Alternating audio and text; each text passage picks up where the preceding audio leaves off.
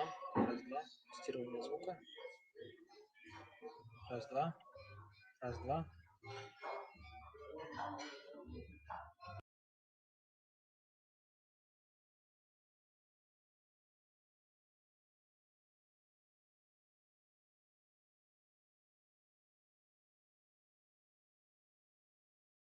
Три пальчика, да?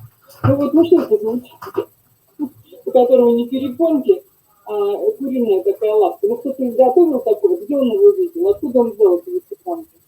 Вот в детских книжках тоже иногда изображают животных, каких-то фантастических, которых в природе нет. И это не какой-то родный единорог, а это вот, ну, как бы животные, которые в природе есть.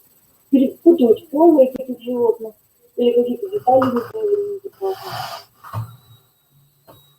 Так что такое тоже бывает. Просто элементарные какие-то ошибки. По памяти рисуют. Животное по памяти, знаете, можно нарисовать.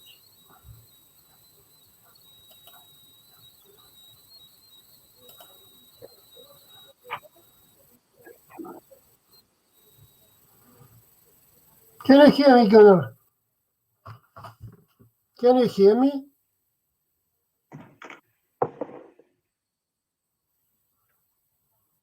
Can you hear me? Yes, I can hear you. Oh, brilliant. You are as brilliant as always. Thank you so much. I'm happy to see you. Same. We are all around. Very good. Great. Yeah, great as always. Yes. Good. So we have your presentation here. Okay, and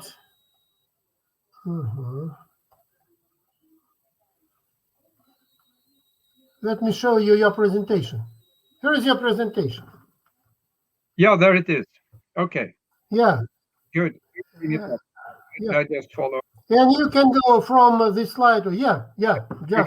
Just like this. Yeah, Yes. it works. Yeah. Good. Excellent. Excellent. Do come to our every hour conference because you are excellent as always. I was in Leningrad in '65 the first time.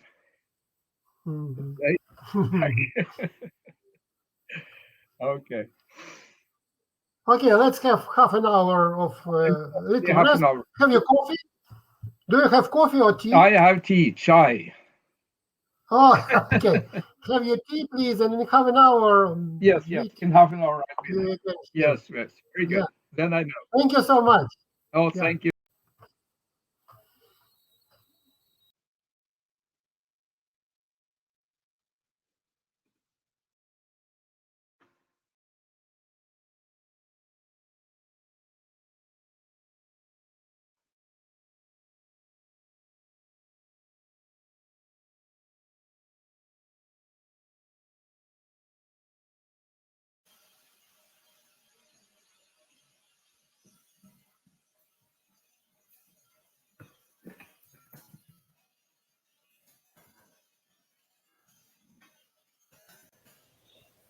Hello, everyone. Probably some coffee for everybody. Sure.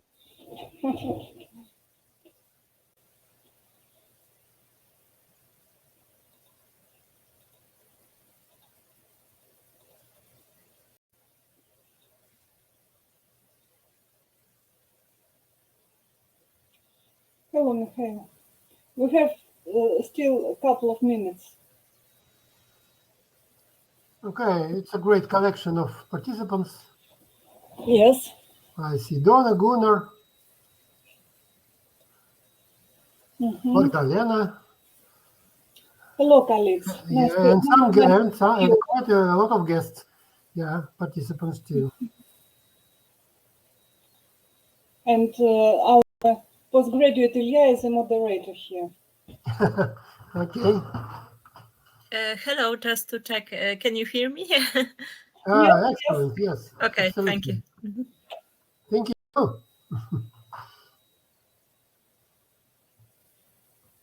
I am here, but Mikhail. But just for a couple of minutes. You will. Just for a couple of minutes. Okay. Don't leave us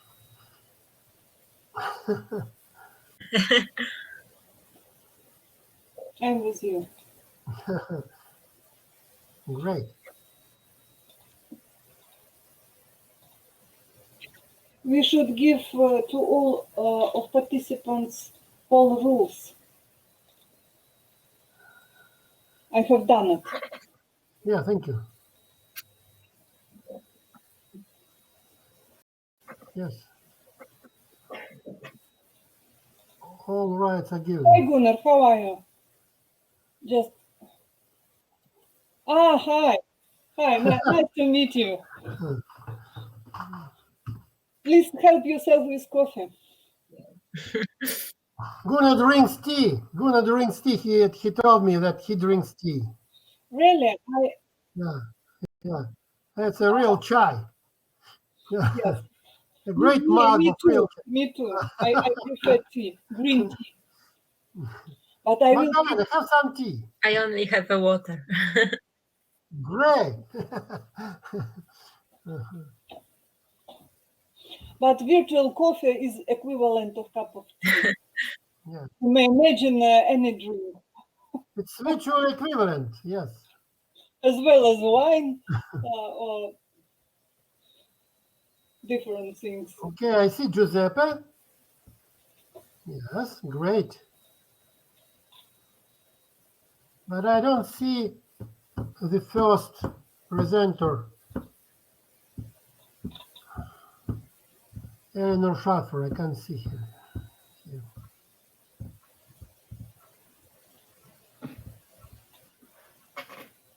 Maybe we'll start. She did not prove her presence Yeah, because I sent her a message yesterday, but do not receive an answer. we all are ready for start. Okay, I'm here, but I will go away from the screen. Okay.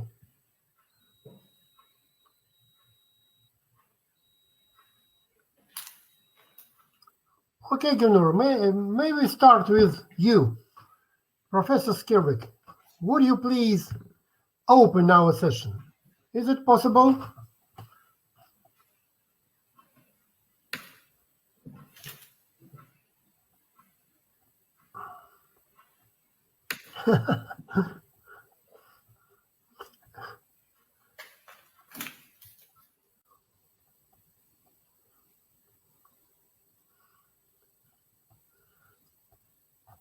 Everybody hiding out. Yeah.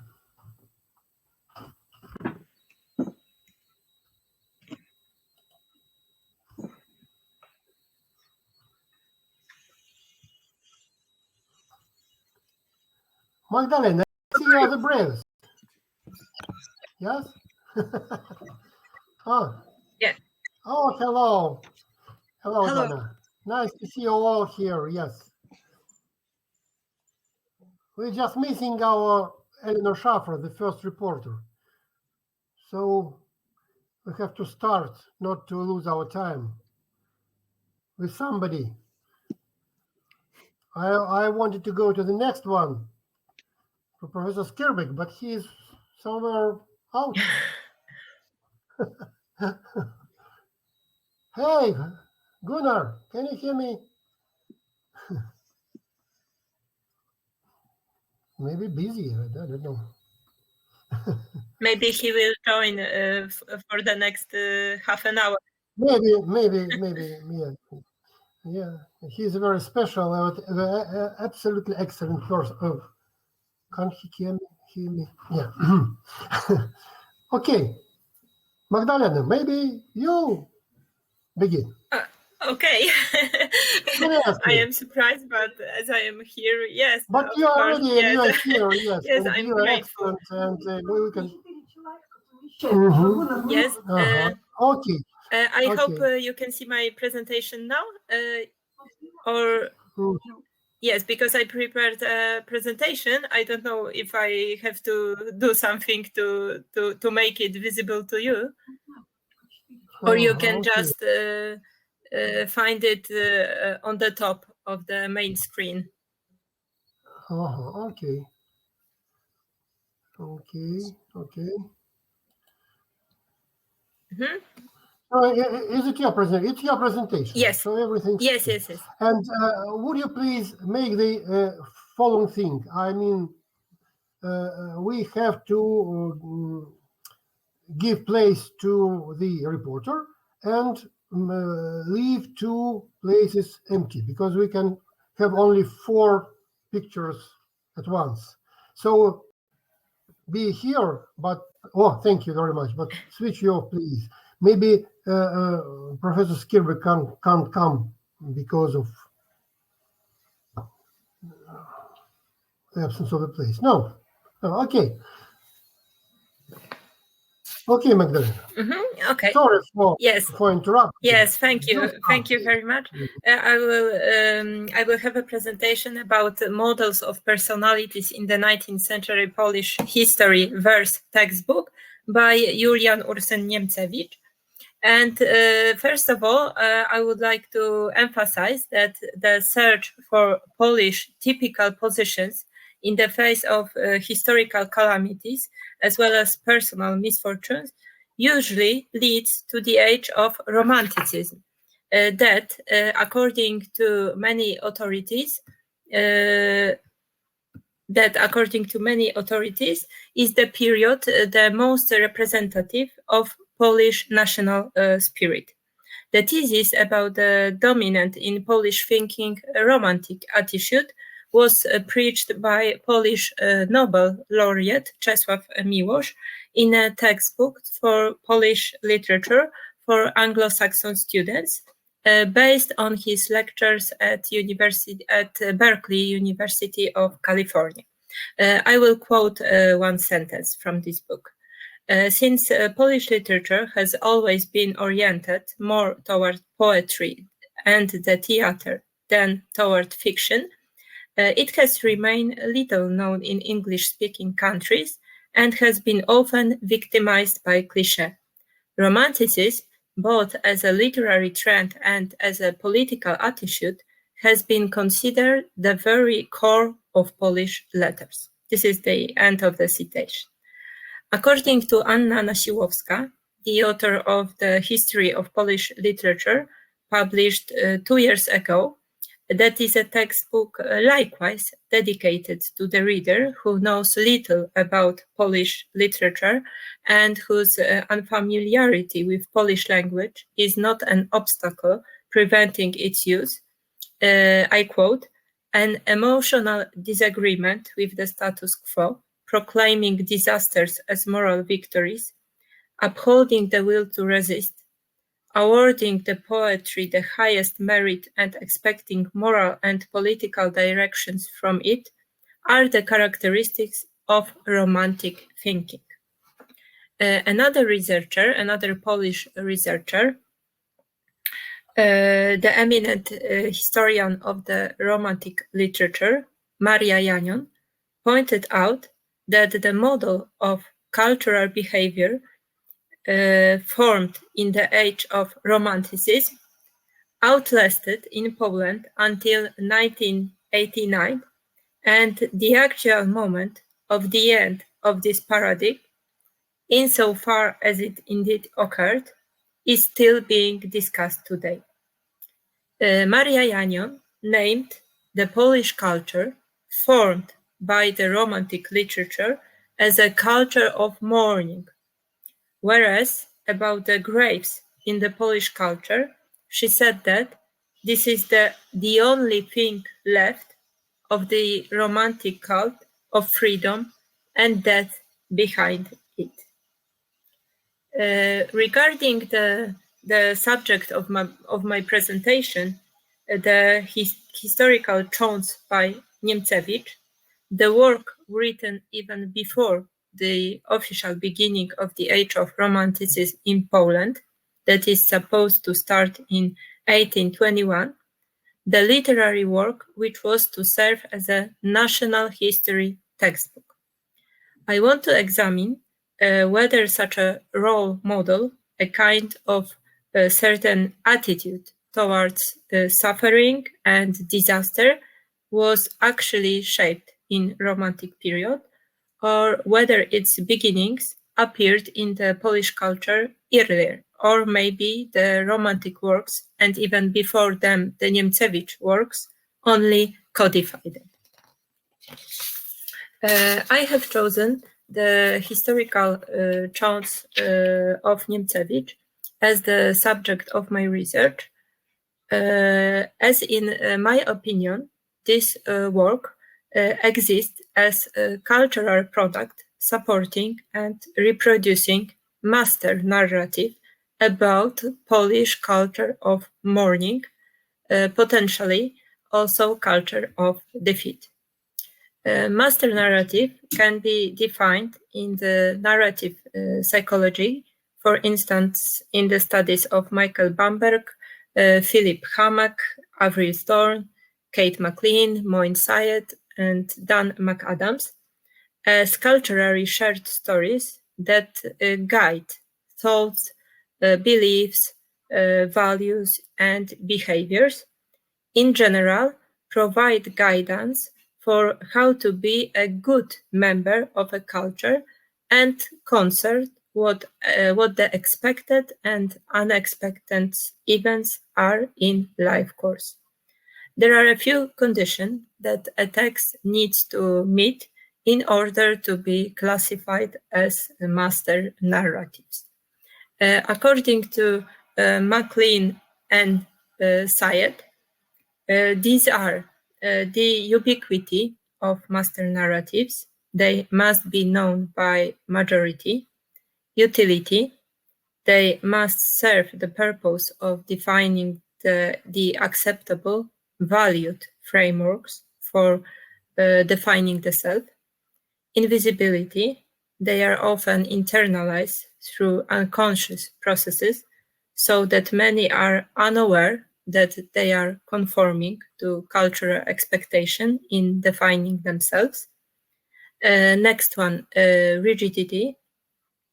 Compulsory nature. Those whose personal narratives do not align with these master narratives are telling stories that are less valued, less good, we may say, and are in more marginalized position in society. And rigidity, they hold structural power in society and are difficult to change. The historical chants by Nymchevich, published in 1816 upon application by the Warsaw Society of Friends of Sciences, intended to replace a real history textbook, a real national history textbook, the works on which needed more time to be developed. It was also dedicated for the youth born during the repartition period, ergo for those who did not know the independent Poland, in an attempt to provide an affordable overview of the national history. The author of the work was a man of great authority. Julian Ursem Nymchevich was the important personage of Polish political and cultural life. He was soldier, writer, member of parliament, member of Commission of National Education, and he was also named the national heroes Kościuszko adjutant. The first edition of historical chants disappeared from shelves in a few months, and during the 19th century, there were many other editions. The chants were also accompanied with music. Therefore, we may note that the condition of being ubiquitous, utile, and rigid are fulfilled in this case. In my paper, I am primarily interested in the historical chants of Nymchevich as a structural master narrative. As McLean and Syed argue, and we can see on the presentation, master narratives of structures focus on how stories or various episodic contents should be constructed. These structural master narratives provide a form for the construction of personal narratives. Thus, their authority comes not from dictating the content of personal stories, but in the dictation of how a specific story should be told. Therefore, adding the methods of thematic analysis, I have examined in what way the story of the hero, of the historical hero, was told. Was it the sequence of events, whether the structure of the story glorifies precisely the idea of suffering, whether the life story shows how to die beautifully, how to suffer, how to live in past and not in the present, how to worship the fallen, or whether it tries to instill other attitudes in youth or educates them for a happy life. The text of historical Chants of Nymchevich consists of 35 poems that tell the story of the heroes of Polish history, starting with a legendary sovereign Piast and ending with John III, John Sobieski. The content of the work, therefore, spans centuries from the beginning of Polish dynastic history to the end of the 17th century, but is supplemented by a chant about Prince Józef Poniatowski, who died in 1813. After each chant, a paragraph of prose and appendix was inserted, which is a short text of a historiographic nature. The logic and composition of such text require that it is terminated with information about death and, for example, the burial site of a historical figure. Do such things occur in chants, in poetic chants? I am about to show a few examples. A detailed analysis of the war confirms that historical chants did not meet the goals set by Nymchevich when he had been writing that the chants were intended to shape the youth as the defenders brave enough to fight and virtuous men wise to conceal. Although he has twice claimed that his aim was to present victories and added that he wanted to show the kings in the splendor of majesty and entering with triumph the rulers, the historical chants is a textbook more about mourning dead rulers than a textbook presenting patterns of heroic attitude. Impotence, incapacitating despair, grief that finds an end in crying, and constant remembering are inscribed in various poetic and compositional figures of the work. Perhaps the most expressive representative in this regard is the chant about Konstanty Ostrogski, that has a composition of mise en abîme, a chant in a chant. In this chant, a master calls his esquire to sing for him a song about a brave soldier. I quote, "The esquire hums sadly," about Konstanty Ostrogski. However, before he tells about his triumphant entry, he falls asleep. Esquire falls asleep. He falls asleep, and thus the soldier in his glory will never be presented to the reader. A similar style was used in another three chants, which I am not going to describe in detail. I only put this quotation on the presentation. Other examples of Nymchevich's work of the culture of mourning and of defeat are as follows.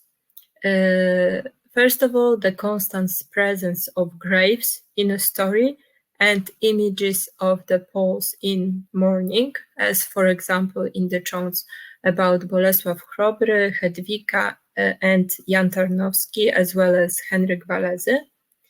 The predominance of images of old age over youth, for instance, in the chant about Władysław Łokietek, who at his son's wedding, as a man broken by age, troubles, and wars, with a judge's hand, shows the air, the fields on which blood still flows.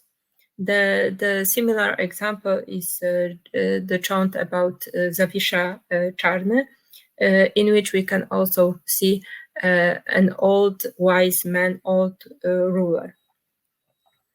Another example of this culture of mourning in Nymchevich historical chants are the personages of children who are doomed to an unfortunate fate already in a mother's womb.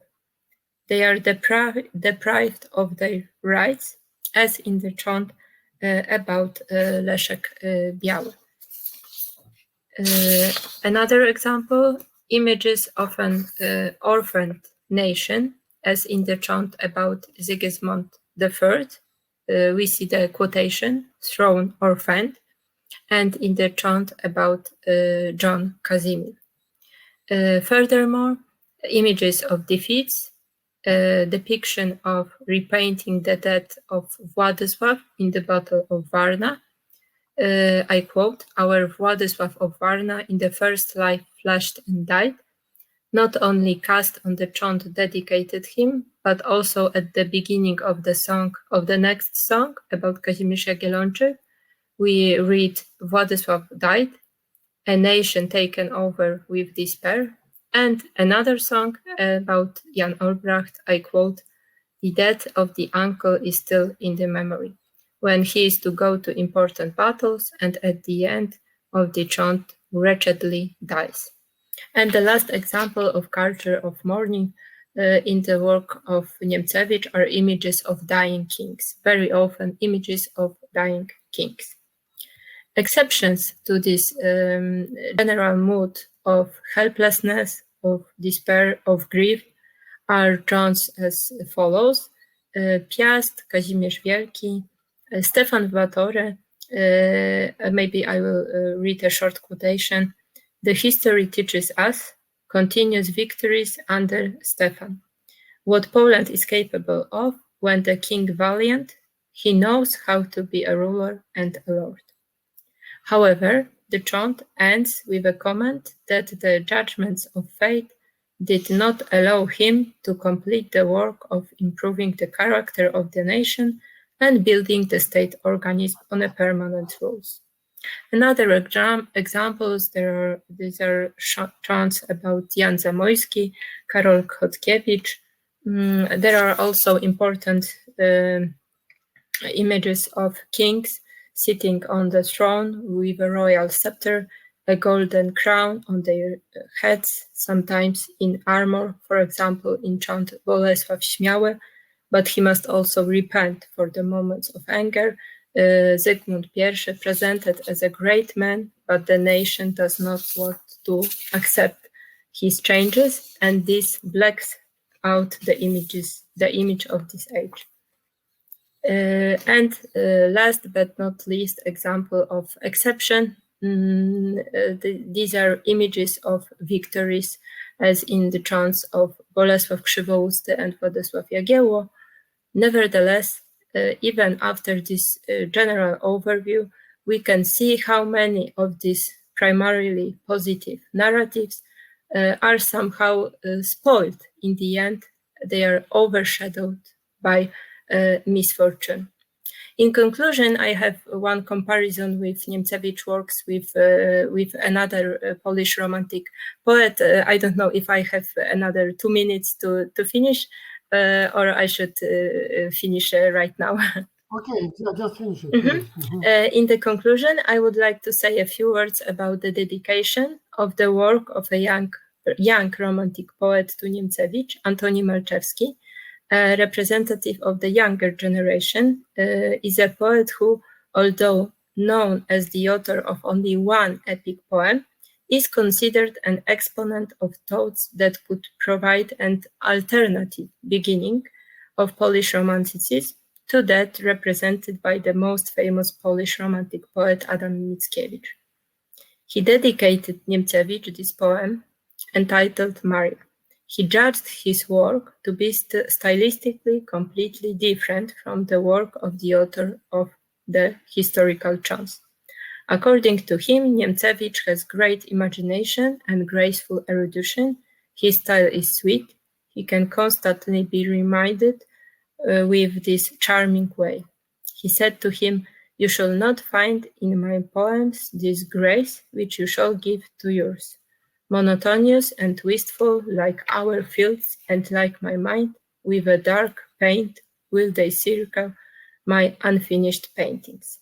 However, the studies on Nymchevich show that it is possible, as equally as opposing these two poetics, to emphasize their similarity, especially in terms of the vision of history of Poland as a country of graves and the lack of an invigorable message from the past. And I finish with the quotation from Malczewski's epic poem Maria, "For in vast fields there is a vast silence. Only from graves the sighs and this moaning under the grass that sleep on the withered wreaths of their old fame." I forgot to. Yeah, much. I forgot about the last slide. Thank you very much. That's just a good picture. It's a good topic to start with. Yes, I see. Mourning and culture of defeat. Yeah, great. Please, colleagues, do you have questions? If you have, you can switch on your camera one by one. We have 2 slots for cameras, so if someone wants to ask a question, please use your camera. I see one question on the chat. I don't know if I can answer. There is Donna. Yeah. Well, you're welcome to ask, Donna. Yes, I can answer to this question that yes, I can see the similarities, and this presentation is only a part of my work with a team of also psychologists. We try to find different types of master narratives in Polish life stories.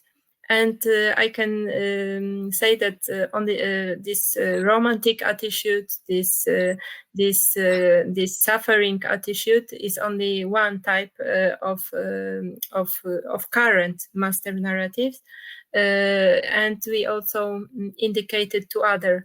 One ingrained in old Polish culture of the golden age of our poet Kochanowski, Jan Kochanowski, Renaissance poet, and another, we can say, a modern master narrative, which is about the constant development of human identity, which is especially present in the end of the 20th and the beginning of our century. So we can see that the crossroads of these 3 different, or maybe more, but we haven't found it yet. On the crossroad of this different master narrative, there is indeed a Polish master narrative. Thank you. Thank you. Okay, fine. Any other question, please? Thank you, Donna, for asking. Okay, may I ask a question while... Oh, is it somebody? Yes, I Yeah, Giuseppe, you're welcome to thank you for hearing me, right? Question. Yeah, we can Okay. see you. So can switch on the camera. Just a moment. Okay, here I am. Okay, thank you very much, Magdalena. It was very interesting. I have only one question about the reception of this kind of work. Can you say something more about this point? How it was? What was its reception in Poland? Yes, the reception of historical chants was really enormous. These are there were the most popular songs which existed in Polish culture, because the addition of historical chants were accompanied with images. Some of the images which I put in the presentation, and also with the musical accompaniment. So it was possible that the mothers could sing these songs to their children. So really it was enormous, and just even in the second half of the 19th century, when we read the memories, the diaries, especially of the women's diaries, we often find the information about the historical chants, and in fact it was one of the most popular work of Nymchevich in this period, because actually he was also the old man in this time, and the main part of his literary work, there were works of the previous period, literary period, but really the beginning of the 19th century, it belongs to Nymchevich. And also the dedication, the dedication of Malczewski, of a young poet born in the beginning of the 19th century, also testifies the great interest in these Nymchevich works, about not only as a literary work, but also as a literary vision of our history. Thank you very much. Okay, thank you, Magdalena. Any other question? Any questions, please? Welcome. We have a couple of minutes because we will be 4 minutes late. So Magdalena has 4 minutes more. We should be honest, because Magdalena is a very brave person. I have a question for Magdalena. Yeah, Good evening, Magdalena. I'm very impressed with your report, and I have only one question.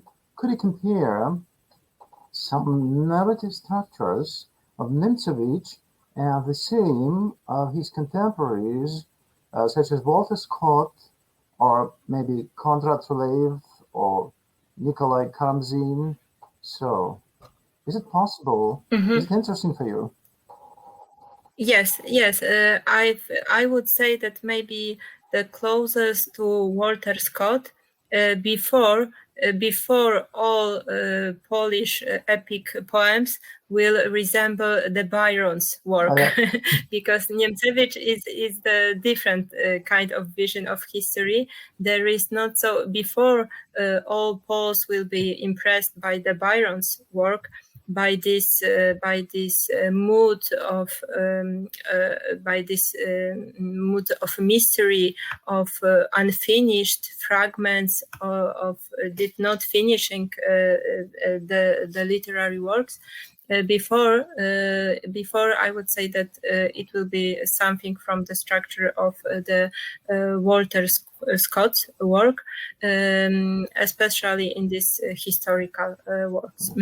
Yes, this is also the reception of European works in the beginning of the 19th century is also a very interesting theme, as the Enlightenment period of Poland is marked by the rich reception of mainly French text of classicism. So when the time has come and the Romanticism is about to born, there is a huge interest in English works. Thank you very much. Thank you. Thank you very much for questions. Thank you, Magdalena, for your excellent presentation. We should move on. Yeah. Now, can I find Professor Skirbekk now? Dear Professor Skirbekk, you're welcome to start. Yes. Okay. Yes, please. The floor is yours. Thank you. Yeah. Here is your presentation again. Yes. If you could bring that up. Excellent. Yeah. Excellent. Here it is. Yeah. Good afternoon, everybody. Talking about textbooks, I shall focus on how we might write a history of philosophy, or more precisely, according to the idea of a global history of philosophy. And then there are three terms: philosophy, history of philosophy, and global history of philosophy. We will look at these three terms, and at the end we shall look at principles and experiences. First, philosophy. That might mean various things. Let's look at two alternatives. The first is a common use of the term whereby philosophy is understood as a life view, a world view of some kind. But there is another one, more professional if you like, whereby in order to be called a philosophy, you take it for granted that there should be some epistemic claims, some validity claims, something about what is true, right, correct, or something of that sort. And that there should be some degree of giving and taking of arguments. Not only to give arguments, but also to be open to take arguments, that is, to be open for counter-arguments. Reasons, well, reasons of various kinds, not empirical reasons, but conceptual, reflective, and so on. So, you see, I narrowed down the definition of philosophy to an argumentative, epistemically oriented activity. Narrow it down. First term. Second term, history of philosophy. Well, at least, first of all, we have to find out what these thinkers said, or rather wrote, and that you could say is a term of the task of the history of ideas. I mean, Hegel, what did he say? And Confucius, what did he actually say? And with people like Thales, one of the first Greek philosophers, and we do not have any writings from him, we have it through others. So what did they say? To find that, that's the first problem. But then it's a problem, I would say, to raise the question, does it make sense? Is it true or valid?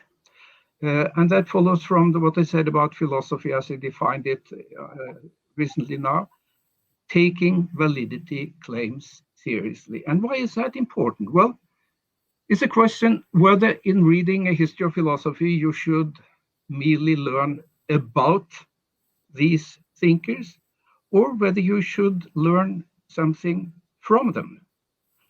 And taking the last part, then you have to look at whether it makes sense. So one thing is, what did Hegel say? The other question is, well, what could be learned from it?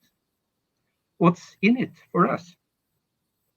So then we have looked at philosophy and what I would also look for important things in the history of philosophy. Now, how to do that? Well, one way of writing a history of philosophy is to write chronologically the various thinkers, one after the other, the row of philosophers, thinkers, and that's all right. But if you do so, you miss one point, namely that philosophers argue, or at least sometimes do argue and refer to other philosophers. That is, that they discuss with each other. I mean, for those of you who have been in philosophy, you will see that you have Hume, and Kant is referring to Hume, and Hegel is referring to Kant, and Marx and Kierkegaard are referring to Hegel again. I mean, they relate to each other. So if you want to have that part of philosophy taken into account, you have also to look at what they say in discussing other philosophers, other thinkers, within their school, but also maybe about their presupposition. So in that sense, it becomes then a kind of learning process. So it follows from the definition then that we look at what I said with epistemic or validity claims. Oh, that was two. That's this one, yes. The next one. Sure, I mean, then philosophers, if you look at the history of philosophy and the various philosophers, you'll see pretty soon that they do not only relate to other philosophers, they also relate to what's happening around them, what's going on in the society where they live. I mean, take the Second World War. You can't read philosophers like Jürgen Habermas or Carl Otto Apel without seeing that they were involved in the whole thing, and the guilt question is part of the underlying temperature of that thing. In contrast to philosophers like Rorty and Rawls, who live in the United States. So one should take into account the experience they had of events in the world. That also goes back. I mean, if you look 400-500 before Jesus Christ, in China you had Confucius, in Greece you had Plato, and they were both interested in crisis in their society, and they made thinking about education, both of them interestingly very different ways. So, second point now, philosophers are situated socio-historically, and that should be taken into account. That's the second point. Then there is a third point, namely that philosophers also relate to epistemic or validity claims raised by the various sciences and humanities. Just a few cases to illustrate the point. Let's take the new natural sciences after the Renaissance and the 12th, 13th, and 14th century onward. Then when you get the experimental, mathematically formulated natural sciences. And what you see then is that the philosophers follow up. Francis Bacon, certainly, but also the empiricists and with Locke, Berkeley, Hume, and rationalists, Descartes, and Leibniz, and others. So they relate to the various sciences and philosophies, the various sciences and humanities, and also natural science. And in our time, for instance, if you take neuroscience, the question of freedom of will, philosophers will have to relate to that, but then critically, since if the neuroscientists have very tough views on freedom of will, denying it totally, then you have self-referential problems. So it doesn't mean that the philosophers are just passively relating to the sciences and humanities. They relate actively and critically. So that's the third point. Then they also relate to epistemic claims inherent in political ideologies and in religious convictions and cultural convictions also. In the medieval ages, St. Augustine, Platonism and Christianity, Thomas Aquinas, Aristotelism and Christianity. So also naturally with political ideologies, as we know up to our time, fascism, Marxism, neoliberalism, and so on and so forth. So that's what they have to say about these things. You have to write about, if you take this narrow definition of philosophy, whereby you put a stress on validity claims, then you see that the validity questions, the questions of truth, correctness, adequacy, what have you, within philosophy, that opens the scope to other philosophers, to events in history and what's going on in contemporary society, to sciences and humanities, and to ideologies, religions, and so on. So by cut it down in one sense, it opens up the scope on the other sense. And that's a major point. In narrow it down to the argumentative and epistemic approach, you actually open the scope for the history of philosophy. But then what does it mean to write the global history of philosophy? That would be that you take into account that there are philosophers not only from Greece, but from China, already mentioned Confucius, India, and so on.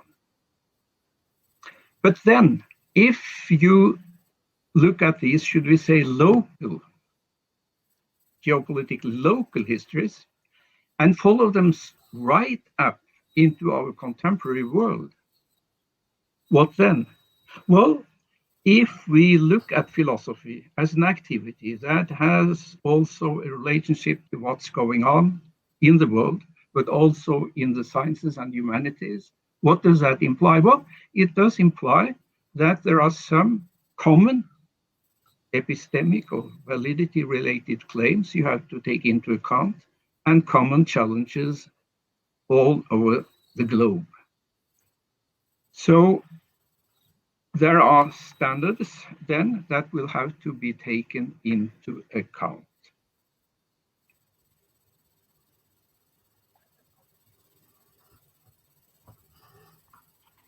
So here I end up, according to this definition and the 4 points I mentioned, that in this perspective, the history of philosophy that should be conceived, written, will have to be argumentative and situated. And that's certainly a very challenging thing. Not only analytic, not only argumentative, but not only merely situated, referring to what I said without looking into whether they are good points or bad points. That's the first principle. The second principle, I think, you'll take into account more pedagogically. That is, and let me take it negatively, do not start with the answers. Start with the background and the question. What is at stake? Why does it matter? What are they at? To present that background. And on that background, bring up the arguments and counter-arguments that this philosopher or these philosophers are presenting, and then come to the answer. And then also the implications. What could we learn from it in other contexts? So to take all these four things into these four, should we say, principles into consideration, I think it be part of what should be done with this kind of history of philosophy.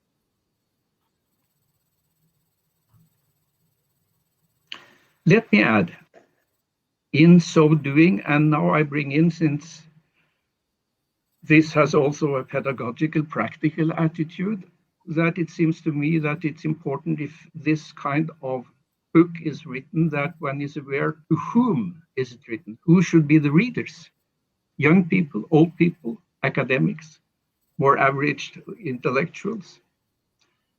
First point. Second point, if it is for some of these groups, I think writing such a textbook would mostly also require that one is using the textbook oneself.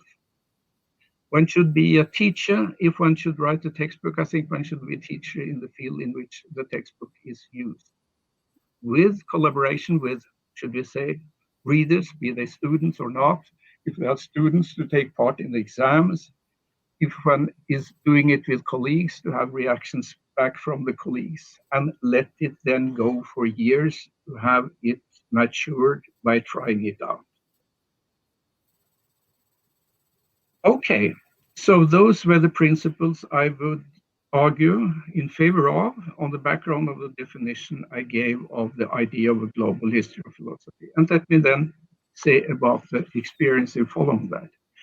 It follows, as I said, just because the definition of philosophy is narrow in the sense that it's not the worldview in the broad sense, but it's more a question of who is arguing and having points in some way or another. That leads to a broad approach, as I said, a broad approach. And for the reasons I mentioned, it should be brought up to our time. It could stop naturally by Plato, or not Plato, if not by Kant or by Hegel and so on, have a short time perspective. But since we live in our time with our relations to science, etc., there are good reasons to go the way straight up. I mean, let's take Kant. He has 4 questions. The last question is, what can we know? What can we do? What can we hope? And then, what is man? What is a human being? and to know what a human being is. I mean, we have had Darwin, now we have neuroscience. I mean, today to look into, if we look into the question, well, what could that say? You have to locate it historically at when it was said. But when we try to see what we can get out of it, one has to bring into account the situation, the status of the various knowledges and the kinds of expertise you have today. So then one has to relate to epistemic challenges and standards and other challenges in our day. Let me give a case. I have a friend and a colleague. He was my student in Bergen. He was a Chinese. He wrote about tacit knowing, and he referred that back to the Chinese tradition.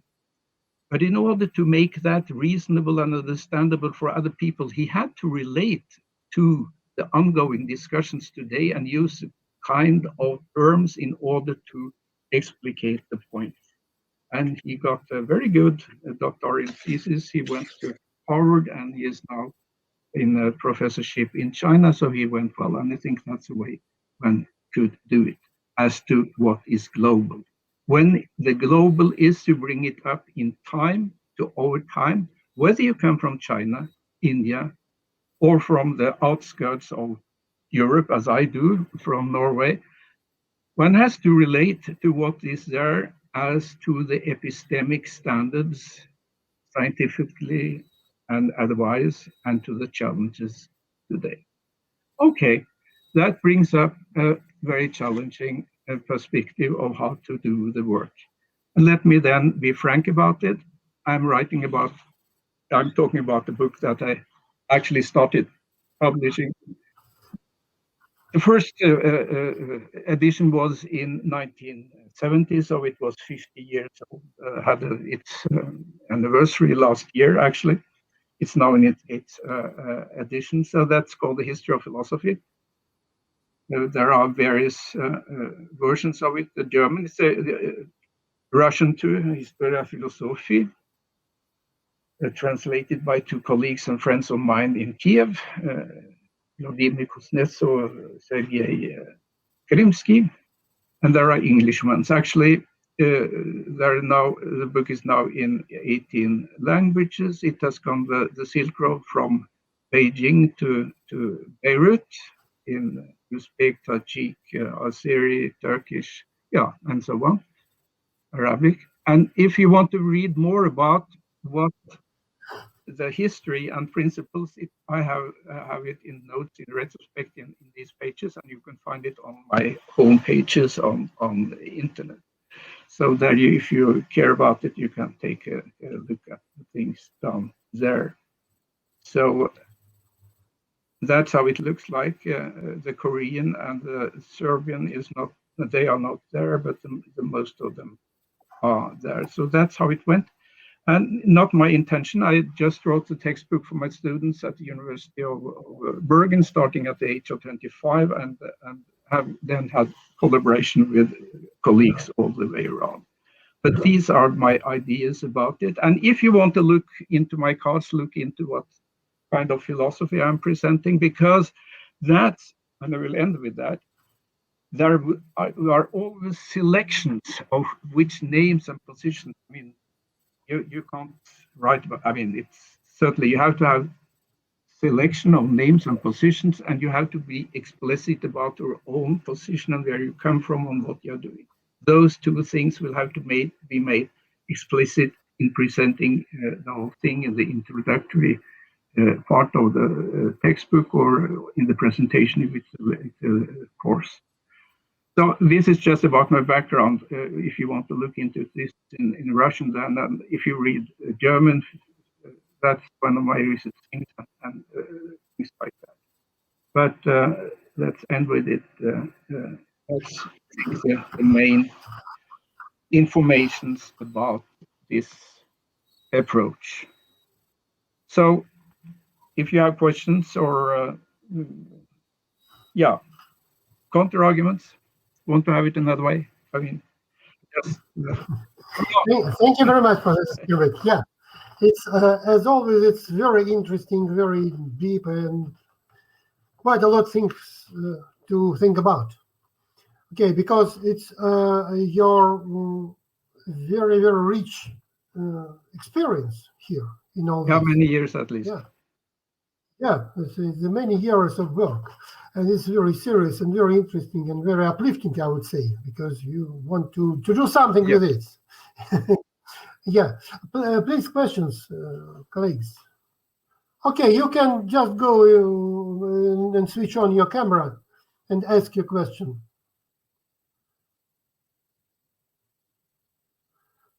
Can you, Professor Skirbekk, can you read the question in chat, in the chat?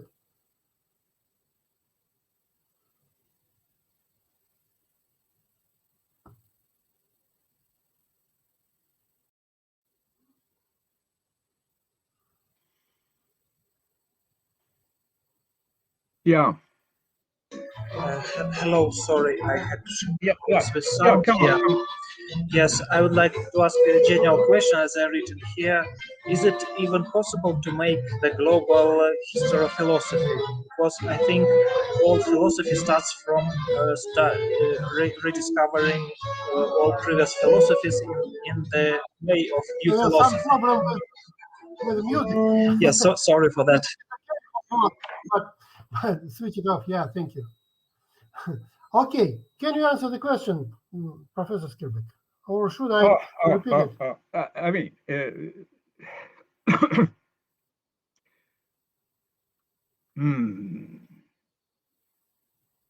a new philosophy. You are always part of the development and the philosophy, and you learn from it. And the problem is whether you could just explain it, how should I say, without bringing in our own position, or whether you overrun it by your position, so you just see it through your position. So the hermeneutic challenge here, as in also very many other, I would say, hermeneutic disciplines, is that on one side you have presuppositions by which you approach the field. On the other side, and that's exactly the point, you try to learn from it. You try to go into it in a discussion with it. And that means, in one sense, that you always, in one sense, you have to start anew, if that what you mean, in the sense that you have to go actively into it. But at the other side, you do not put your approach on the thing. You try to learn from it. And that's a discussion, just as you have the discussion with a person living today. You try in a way, but then they are not present. So you have to go about the written sources or what have you. But I do not see that there is a problem in philosophy in that respect that is different from the kind of hermeneutic problems you have in reading texts, and actually also, but on another level, in talking with people. I mean, it's a dialectic between your own background and the learning from the other person. And that's exactly the point which I'm trying to stress, that you have to have a kind of learning process by which you are open for the arguments of the other persons. But in order to understand it, you have to ask the question, how, I mean, if you should understand Hegel's point, you have to take it seriously. Does he have a point, or does he exaggerate, or other things that he do not bring in because he doesn't have the right enough richness of concepts, etc., etc. I feel it's not a good answer, but it's the answer I have for this time being. But look at the book, see what it's done there. It's an experience. Okay, thank you. Any other questions, please?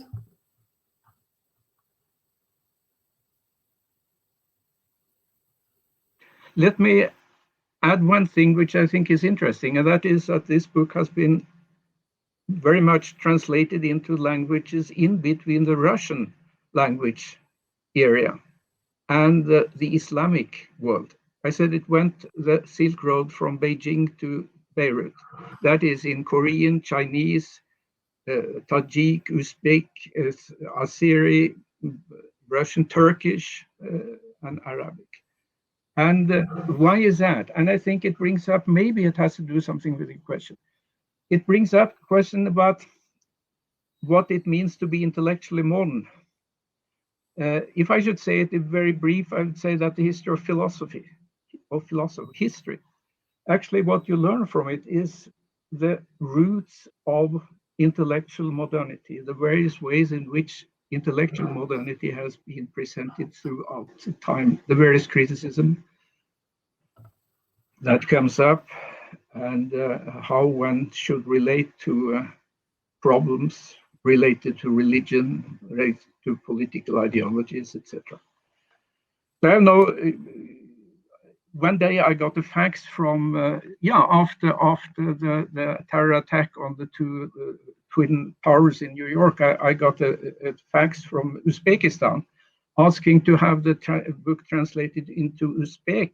They gave it for free to 62 institutions in Uzbekistan. And why? In order to modernize the society in Uzbekistan. I'm sure it doesn't work out that way, but that's another thing. So there is something about, I would say, looking back at all these years, that the history of philosophy may have a kind of enlightenment function in trying to find out deep differences in the modern development between the various, what Huntington calls the various cultures. That's my view. Maybe it's a kind of answer to your question, but yeah. Mm-hmm. Thank you, Professor Skirbekk. And I have another hypothesis. Okay. We use your book very widely. We very much like it, read it, and use it to recommend it to our students. We have your book, it is on our shelf. But it is all about teaching. It's just about didactic reasons and didactic value. It is because, I guess, in great part, because we in the former Soviet space, we have so-called general course of philosophy. Yes. We have a general course of philosophy for everybody. Yes. We still have Yes.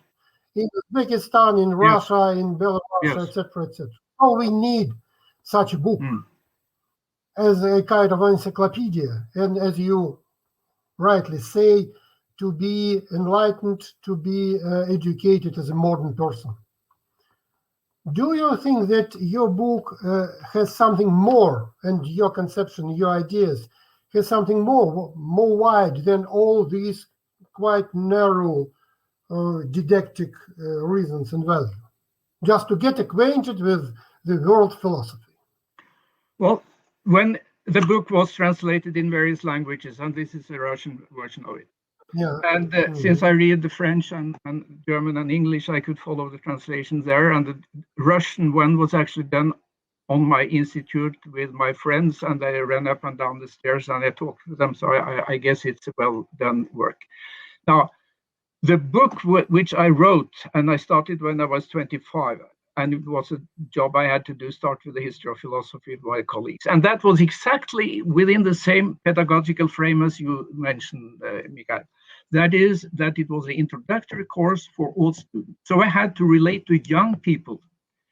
And they were not philosophers, shouldn't be philosophers, but they should be educated and responsible citizens. I mean, that was the aim of it. And then I went with 4 courses before terms before I had it printed. I had it tried out in collaboration with the student to see whether it functioned. So very often we who write textbooks, we write for our colleagues to get prestige and whatever. I had to, and I did, and I think it was a good thing. I wrote for the students, and the students reacted back, and it has to do with the language. The language will have to be both precise. I've raised as an analytic philosopher, it has to be precise. It has to be reflective. I've raised by German philosophers.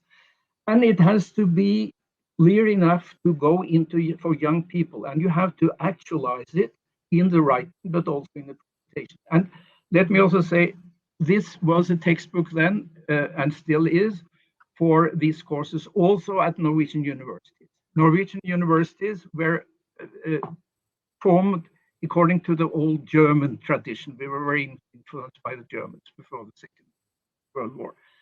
And these were obligatory courses. And we knew as the teachers, we had to have the students with us.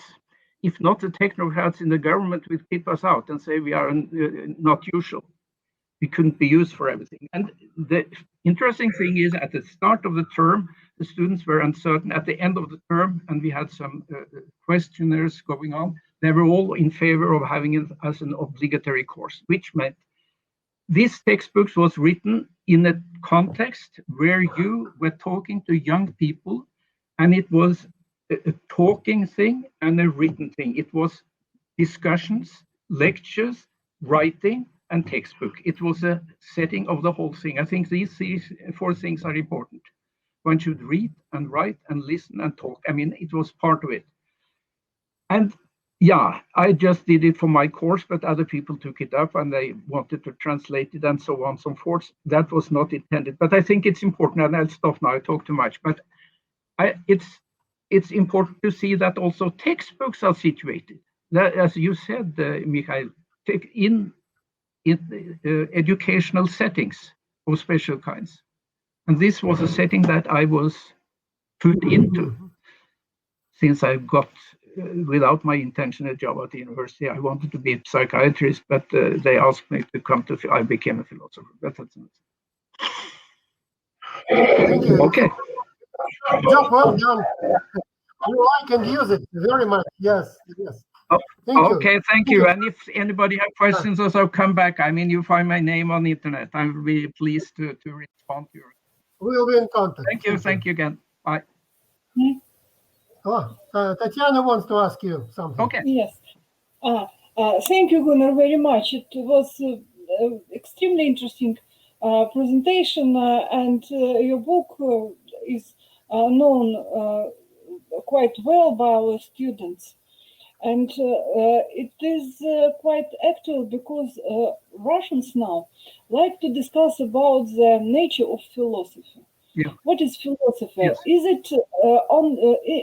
it possible only among academia? Yeah. And this is first kind of question. Right. And another question is about Russian philosophy.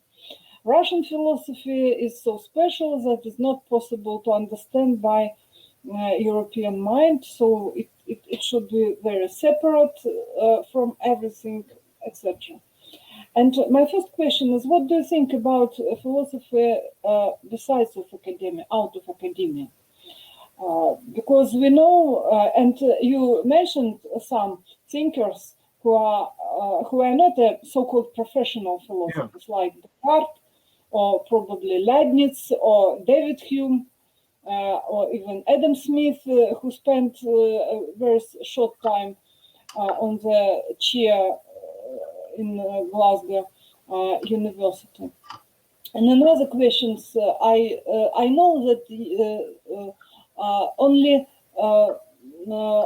Russian Marxism or Leninism was included in your book as a part of political philosophy, not other thinkers. So how can you comment this? May you comment this these things? Let me just say that each country has its special frames and backgrounds. Let me say that in Norway, we were in between analytic Anglo-Saxon philosophy and European French and German philosophy. And we had somehow to combine these two. That was one of the characteristics. And I think that's good because of the average situation in the universe to have that today. But then it was always seen in Norway that philosophy should be part of the discussion. That actually this in the public sphere, and XPhil, as you call it, Examen Philosophicum, the introduction for all courses, was not seen, as I said, as a specialization to become philosophers, but to become citizens of a modern and complicated world. So the relation to the discussion in the public sphere was seen actually as part of the obligations you should take part in. And I've tried also to look at my home field. But then you have to know whom you are talking about. I mean, the situation in Russia will be different from Poland, as we heard, and Norway and China and so on. But here again, we can learn from each other. And that's also very exciting with philosophers. If philosophy had only been in the shelves as books and not as persons with whom you learn things. I mean, I came accidentally in contact with Chinese colleagues because they came to Norway and we started to talk together. And what you learn is that you learn to see yourself in the eyes of the other persons, more or less. And that's a kind of thing that not only for professional philosophers, I think it's not only for academics, but also for the average citizen. I do think that if you practice it in this way, you can argue for the value of it all over the place. And then, I mean, we heard that Poland is very special. We know that Russia has its special background and so on, so of course, Germany and so on, or everybody. But we live also in the same world. We have the same technology today, the same media, the same climate crisis, the same problem of how to bring together various disciplines so that not only one short-term and special discipline as economy or what have you dominate the discussion, but that various disciplines. All that are challenges that we all have. So I would actually say that there are good arguments in order to bring in philosophy in the public. So too long again, but yes, I think it's very important to see that philosophy is not only a topic within academia, not only with specialists, but it should be brought into the public discussion. Then stop there. I mean, we all see that the conditions for public discussions are getting more complicated with the new media, the so-called social media and so on. You have newspapers and so on. But that's it. Mm-hmm. Thank you very much. Thank you. And please, Thank you. I do get emails from Irkutsk and Yerevan, etc., from students who have looked in my textbook. So if you want to, I used to say when I had a lecture, I know that students have different types. If you need to talk to me, call me anytime. But if you call me in the night, you'll get short answers. And some call me at night, and they got very friendly and short answers. I mean, you should be open. I'm open here. I mean, so just take contact if there is something. Yeah. Okay. Thank you very much. Do you also have a question? No? Yeah, I have it. Come on.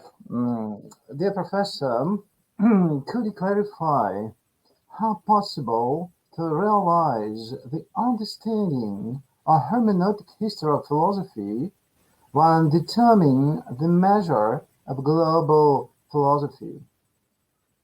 So, yeah, this was to teach philosophy or to study with any philosophical topics is to realize some epistemic goals, to integrate some epistemic goals and backgrounds or presuppositions.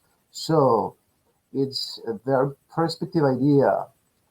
I do it anyway. I try to do it in my classes with my students, but that is the question. When I try to tell some words about global philosophy, about any general goals or senses of philosophical studies, I have to answer, does it really exist, global philosophy, in your method, in my method, to study and to teach? Well, global. If global philosophy should mean that you bring in everything that has been thought and written and expressed all over the world, I mean, that would be, such a vast task. I do not know how to do it and how to structure it. So there has to be some structure, and I brought in the temporal structure. And one of the main points is here that wherever you start, whether you start in China, as my friend and colleague did, or in India, or in Greece, or in Poland, or wherever, and if you bring it up to problems today and try to see it, you have to bring in, you have to, not personally, but as to the time horizon by which we today evaluate arguments, clarifications, etc. So the term, let me end with that. The term global is a spatial term. It's a spatial term. History is a temporal term. So if you bring in the temporal term, that is from wherever you start in space, but if you bring it up to the day to day, I mean, you could have various, start at different points, but as my friend who is a Confucian and start with tacit knowing in Chinese philosophy, etc., when he in Harvard or in Europe is talking about these things, well, he will have to talk about related to Wittgenstein, to Polanyi, and what have you, in order to get this. And that's what it's doing. And that's trans-cultural, trans-philosophical, etc. And so it's something with the relationship between the spatial and the temporal. And since we are all temporal and contemporary temporal, there is some background by which we can get in touch with each other, because we live in, even though there are different, I have written a book on multiple modernities. I mean, it's very different, but there are main things that, as to the intellectual, that we all have, and challenges that are challenges for all of us, technology, media, climate, etc., what have you. So, as you, there are various ways of doing it. It's not one way. I've just indicated one way. But however, I would say that one could, there is one that I would argue in favor of this temporal global perspective as an interesting and possible one, but which is always naturally something you have to improve, and you have to take all kinds of reservations, etc., because it's always temporal and fallible and whatever. Sorry, talk too much again. Thank you very much. Thank you very much. Thank you for asking questions, and thank you for answers. Let's let you take a leave. Let you go because you work too much today. Yeah, thank you so very much. Thank you, all of you, and please keep in touch if you have something more. If you are irritated, I mean, insulin is a very good thing. I mean, if you have irritated some of you, please tell me. I would be delighted to get in touch with you. Thank you, and good luck, all of you. To see you and to talk to you. Thank you. Take care of yourself and have a good time. Thank you. Thank you. Thank you. Okay, we move on, and the next is my beloved Giuseppe Pignatelli. Giuseppe, will you please start your presentation? Yes, thank you. Thank you very much. You're welcome. Thank you. So I'll try to. Yeah, we'll just make it like Is this. it? Okay, Yeah? fine. Is it okay? Okay. Mm-hmm. Just push arrows underneath. Okay, fine. Thank you. Thank you. So good afternoon to everybody. Since the last academic year, I have been doing some research on Neo-Latin textbooks in physics in the early modern period. In the next minutes, I will present you a very interesting outcome of this research. So I begin with a memory of my first class in physics at the high school. That day, my teacher entered the classroom. She opened her textbook and began telling the audience that physics started in the 17th century with Galileo and Newton. Then Maxwell came and then Einstein transformed the whole feature of the discipline in the 20th century. Now, let me say that in a sense, this is the same old story. My teacher's account actually embodies a quite standard conception of the historical development of physics for a 21st century person. But today, in this presentation, I will read and I will discuss with you a different and older story. That is, we will see how differently the historical development of physics as a discipline was understood by a professor of physics in the 17th century. So our place will be the University of Groningen in the 1660. At the time, the professor in physics at the University of Groningen was Martin Soc, who in that year wrote his textbook of physics entitled Physica Generalis. So just a few words about Martin Soc.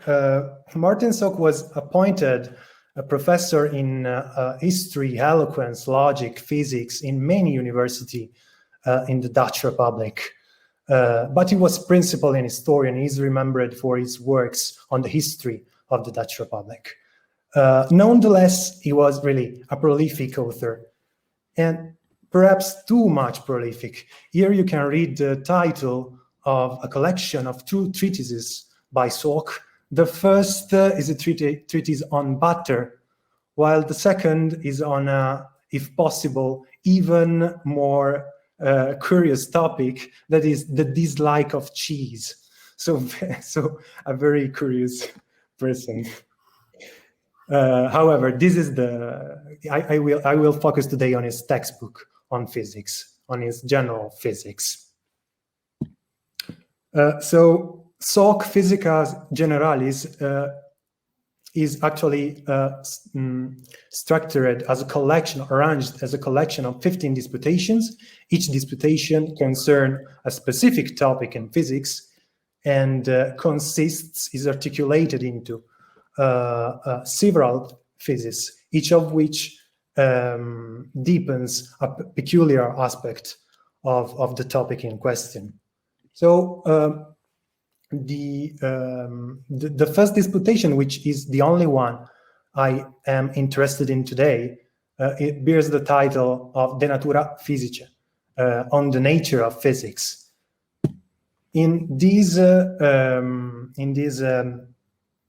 disputation, Soc puts forth an analysis of physics itself as a discipline.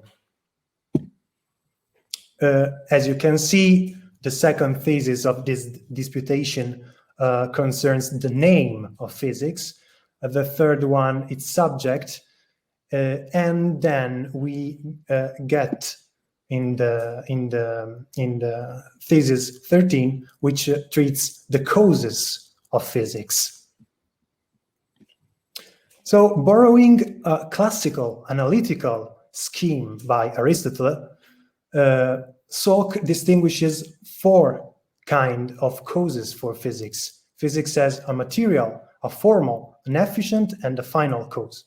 In this presentation, I will focus only on efficient causes of physics, since it is while discussing efficient causes of physics that Soc outlines the historical profile of physics I referred at the beginning of the presentation. Just a quick note on efficient causes. We can say that very roughly that according to the Aristotelian tradition in philosophy, A is meant to be the efficient cause of B if A produces B. So to ask for the efficient causes of physics means to seek who produces physical knowledge. And this is Soc's answer. He says that after Adam's fall, I'm translating the passage, after Adam's fall, we can distinguish into two different kinds of efficient causes. One kind is the efficient cause which is remote and universal, and it is God, since God is the giver of all human knowledge, according to Soc.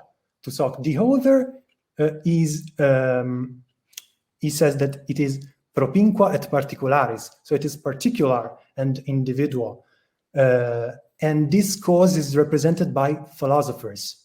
Note here that Soc defines philosophers inventores physicae eiusque perfectores, which means that they are those men who are recovering and perfecting physics. So one may ask, why do they are doing this?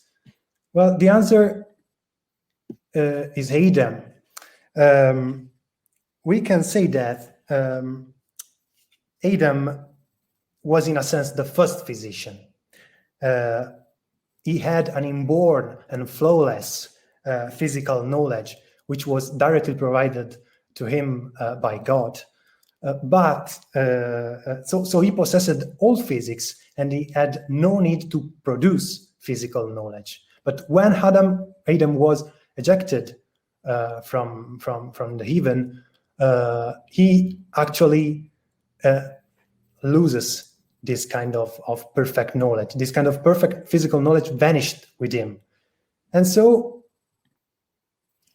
all men after Adam had to recover and to perfect that lost knowledge, his lost physical knowledge. And here, actually, the story begins. So, in this sense, the first philosophers are the antediluvian patriarch. Here, Soc says that Jacobus is one of the greatest physician, at least in these early stages of physics after the event of the fall, the biblical fall. Then we have the ancient philosopher. Well, the ancient philosophers are, to Soc, the usual suspects: Thales, Aristotle, Plato, and so on and so forth. Also, he includes also Seneca and Epicurus in this list, and Lucretius. So two Latin authors. But I want to stress his comment on the history of ancient physics. He says that we have to note that Plato, Aristotle, and Theophrastus left aside, we have lost a lot of opinions of ancient philosophers about nature, in particular of Greek philosophers, about nature and about physics. And we have to keep in mind this kind of remark, because we will see that this kind of concern for the loss of knowledge will return in Soc's considerations. So Soc goes on praising Charles the Great for his role in establishing academies and schools across Europe in the 8th and 9th centuries. But also here, this is what he says. He says that in the universities and schools so established by Charles the Great, Aristotle was the only author to be introduced for the sake of study and research. And this was due in particular to the fact that many books containing other ancient philosophers' opinions get lost in fires. Moreover, Soc argues that in this period, Aristotle was not studied directly from primary sources, but on the commentaries on his works by Alexander of Aphrodisias. And according to Soc, this kind of situation in the 8th and 9th centuries opened a kind of crisis in physics, since he writes that for many centuries, physics experienced little growth. And this was also due to the fact that all philosophers studied physics on Arabian translation of Aristotle or on scholastics works on physics. And look here, Sachs writes that scholastics philosopher often are philosophizing against the spirit, the philosophical spirit of Aristotle itself. This is a very interesting point. After this Phasos crisis, he sees a kind of revival in physics. He says that more recently, philosophers are perfecting some areas of physics. So there is a kind of revival, of growth of physical knowledge. The main characters of these revivals, as you can see, are among them, he cites Brunus, Copernicus, Keplerus, and even, he is the last, René Descartes. So this is a very heterogeneous list, but still interesting.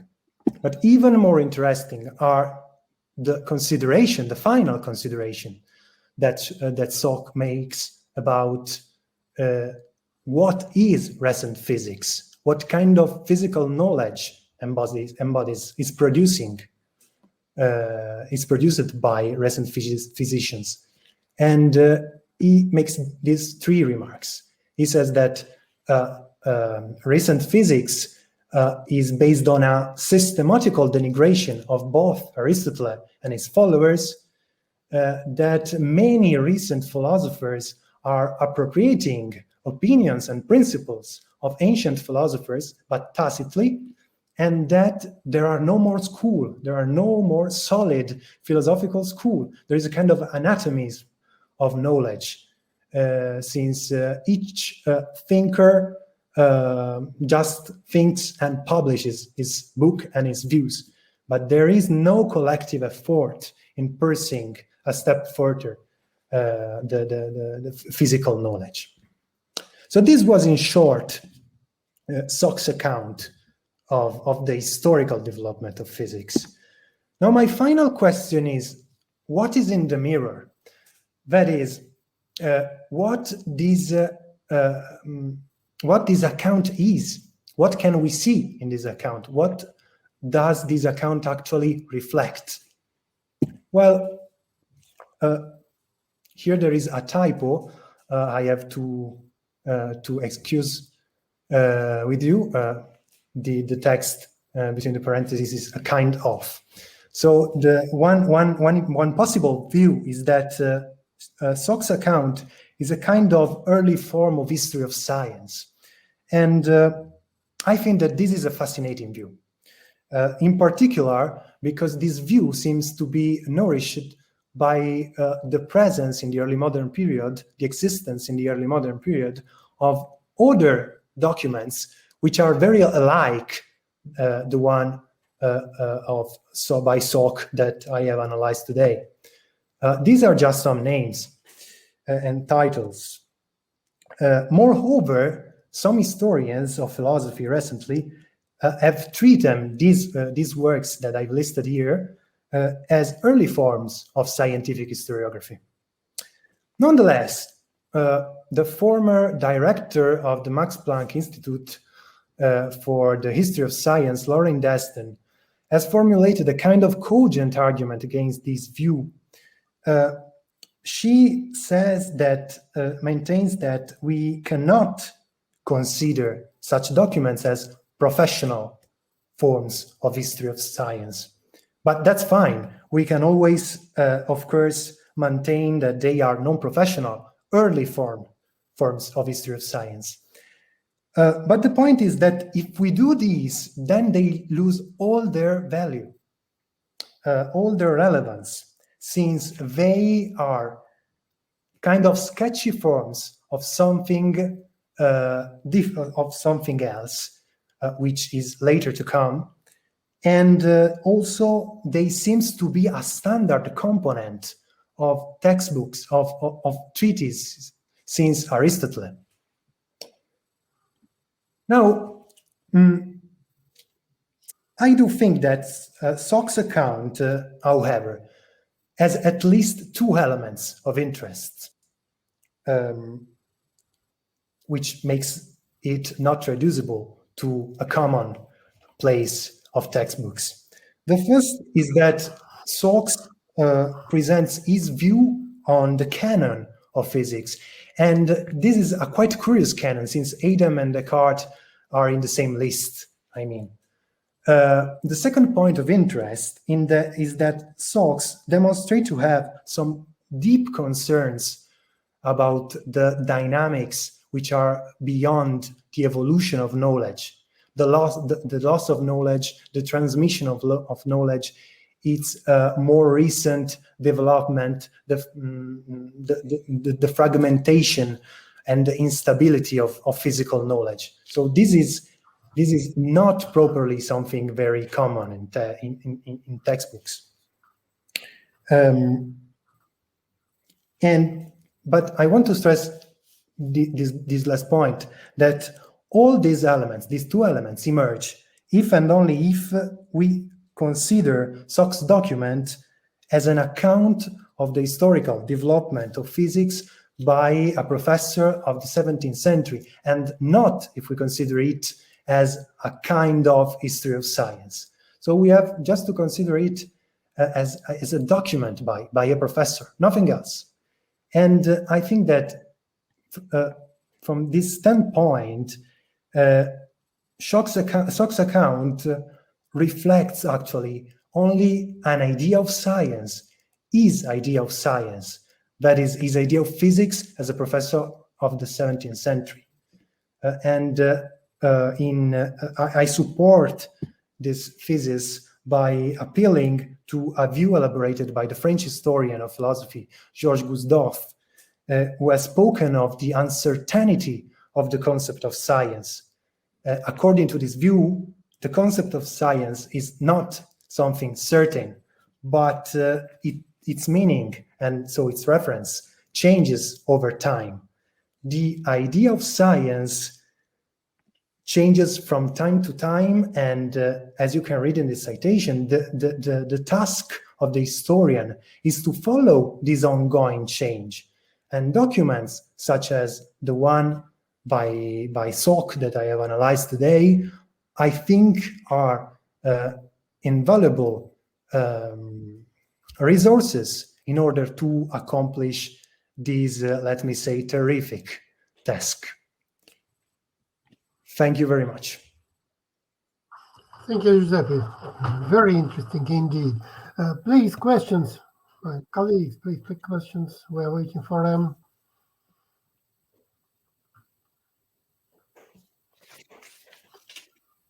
Okay, while others are collecting themselves, may I ask a couple of questions to you?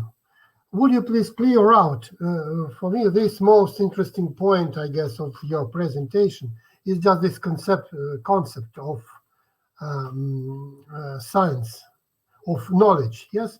The first idea of this, I'm sorry, I don't remember his Dutch name. Okay, let's call him professor, for example. His first idea, professor of everything. Yes, yeah. Professor of everything. Yes, his first idea was that Aristotle had recovered a great mass of ancient real knowledge somehow. Maybe not he alone, but he somehow collected all that had been recovered. All knowledge had been recovered before him by these ancient Greeks, etc. How he managed to do it? Is there any explanation why? Is it just case? It just happened, nothing more.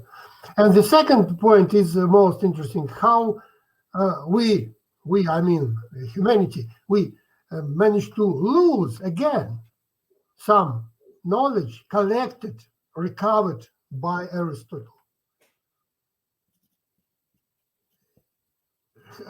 what is it, in short, what is the dynamic of this recoloring or collecting knowledge and then losing it? And why Aristotle is the very peak, the very apex of all this process? Okay. Thank you very much for this interesting question.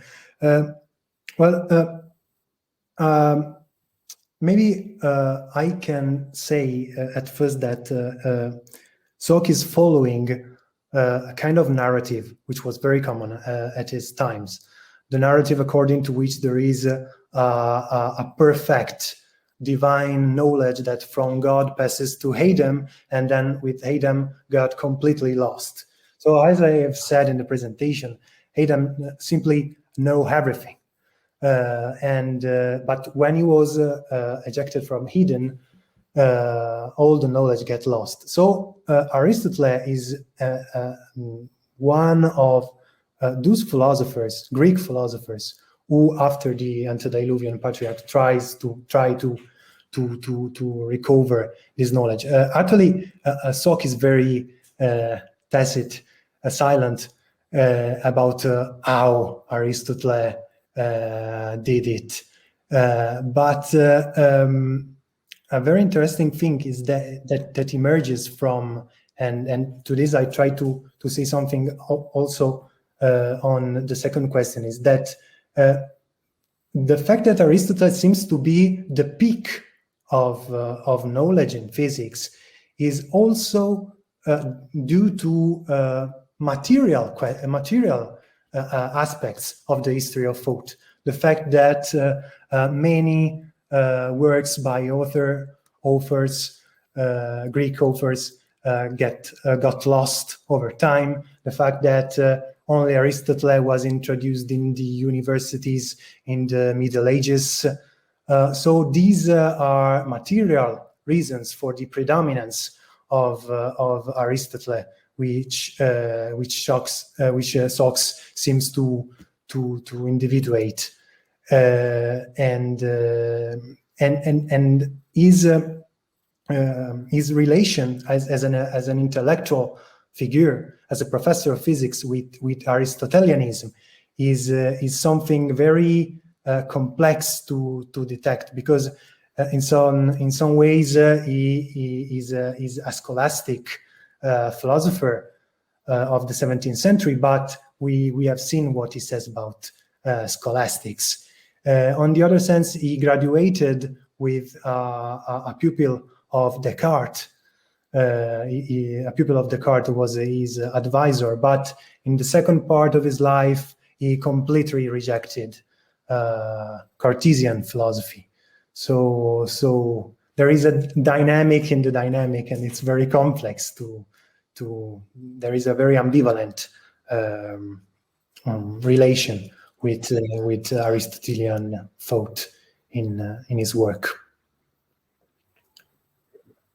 Maybe just this Cartesian philosophy is just an example of a corruption of Aristotle. In a sense, yes. So this loss of knowledge is just this kind of corruption. Yes. Corrupted by interpreters, by readers, by so-called new philosophers. They just corrupted what we had. In a sense, yes, but there is also another point which maybe it's worth to stress. That is the fact that even in Cartesian philosophy, there's something positive. That is the fact that physics has get out of the state of that phase of stagnation in the Middle Ages. So there is a kind of revival even in Cartesian philosophy. I think that one of the reasons according to which Sok says that thinks that in a sense Cartesian philosophy is a kind of corruption of Aristotelian philosophy is that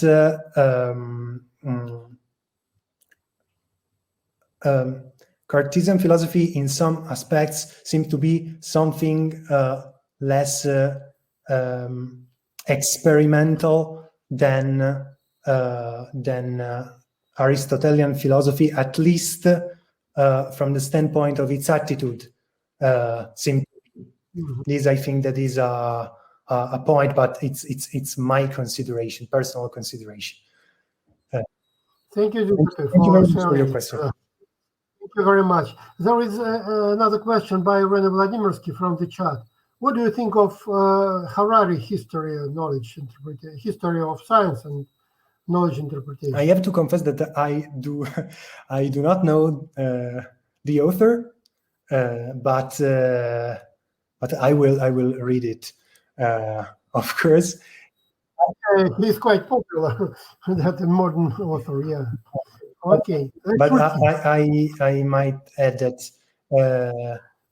I think that for this kind of, at least to me, for this kind of studies, for example, some activities of the Max Planck Institute for the history of science are pioneering and are my example, because they are studying this kind of dynamics of knowledge, and it is very interesting. Rene got us both with one shot. I can't say anything about it too. Okay, thank you so very much for your beautiful presentation. Yeah, yes, please do it. Continue it, please, and be very successful. Thank you. Thank you so very much. Okay, we move on, and we have to. I have to say that we must move to. We miss Alisa de Blasio because she had just lost her voice teaching. We are very sorry about it. Yes, and we understand as teachers and professors, we understand this situation very much, and we hope she'll be well in a couple of days, but she can't make her presentation today. So we send her our best wishes, and I ask Professor Varga, please start your presentation. Just switch on your camera.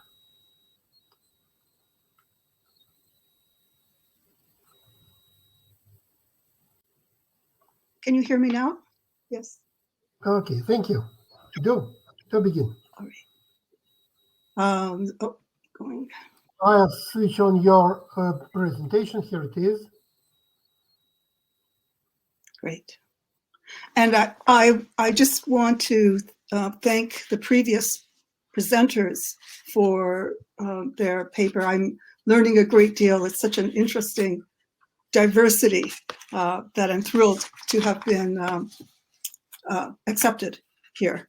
So what I'm going to do in this presentation is discuss how developmental psychology textbooks used in North American universities and colleges continue to expound beliefs that white persons are representative of normal development.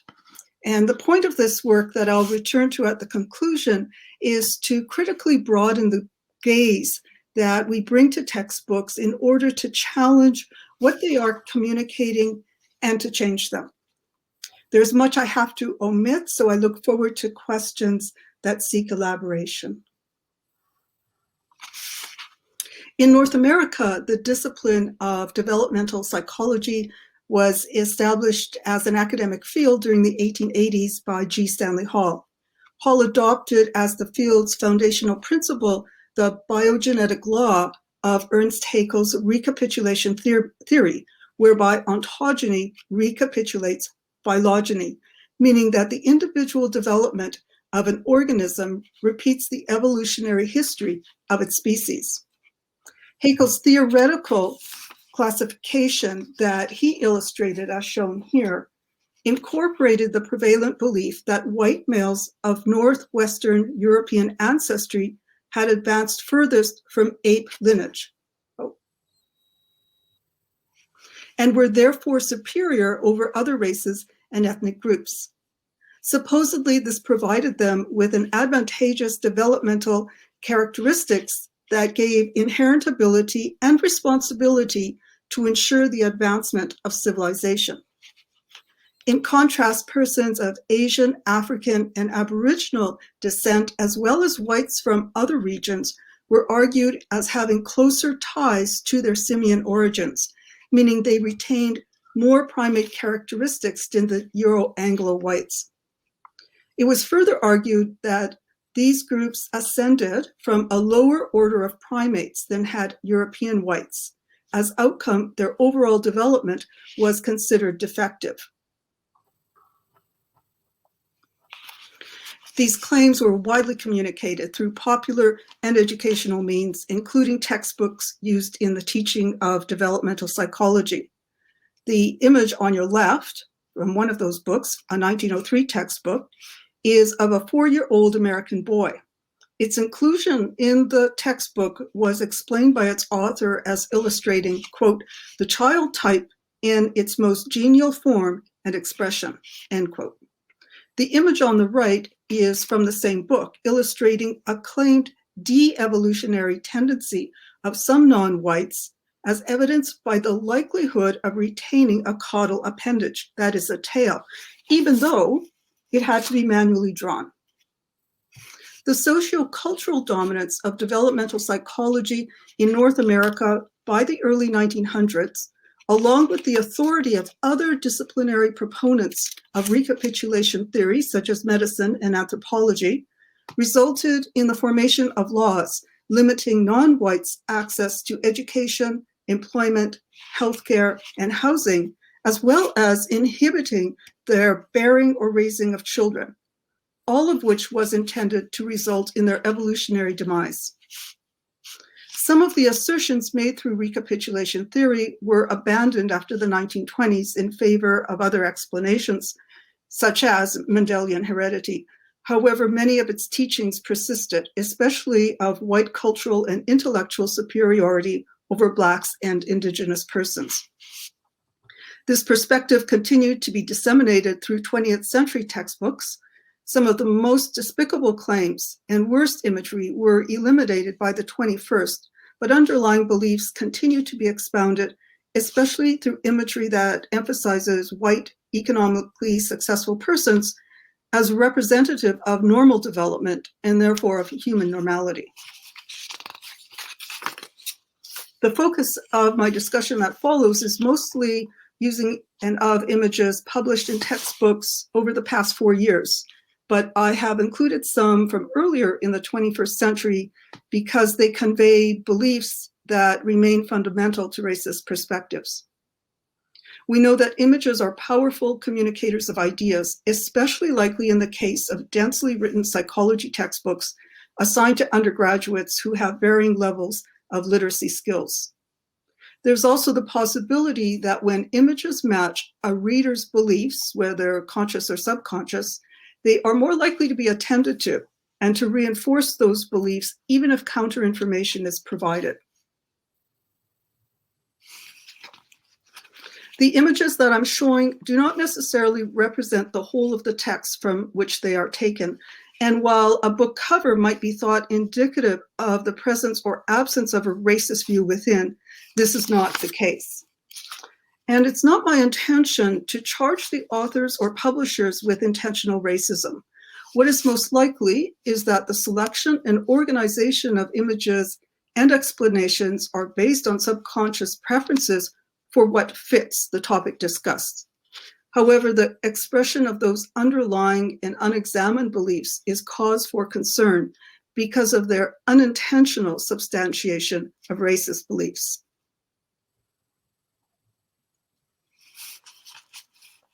A primary way that the racist view is accomplished is through imagery that prioritizes the presence of the white child of an economically successful family, illustrating those sections of a textbook that focus on normal development, on sections that define the field of developmental psychology, and those explaining its history, which almost always omit the racist aspect.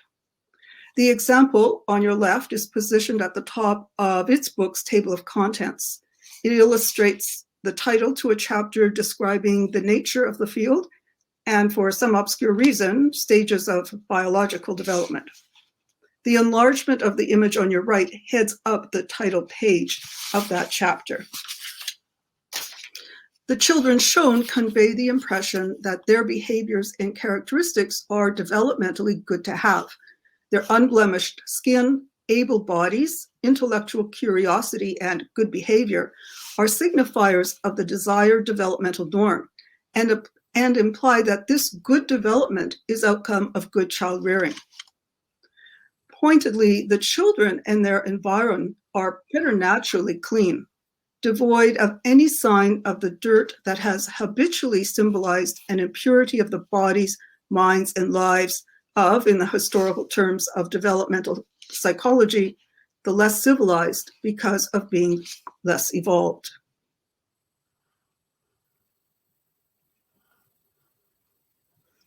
While the white child is exemplar of developmental normality, images of non-white children and adults are more often used to illustrate developmental problems. This image could have been used as part of a discussion about children's typical play development, but the child's aiming of an armed and visually enlarged slingshot are intended to convey his intentions as being nefarious rather than impish. The text beneath his picture reading, "What are some characteristics of conduct disorder?" gives license to the reader to decode this child as a danger to others. The developmental trajectory awaiting him is made clear by the very large size handcuffs pictured below. It's a poignant reminder as to why the Black Lives Matter movement includes critically interrogating the impact of such messaging.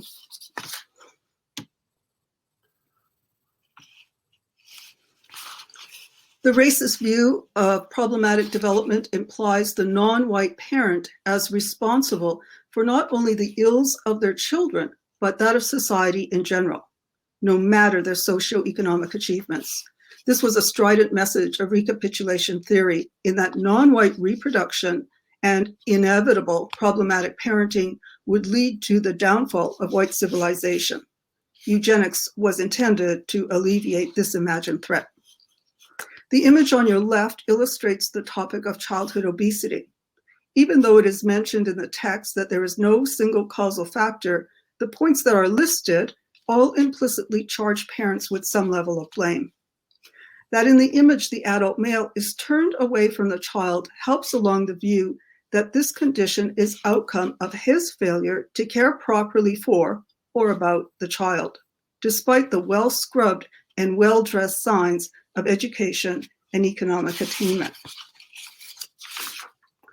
I won't have time to speak to the other image.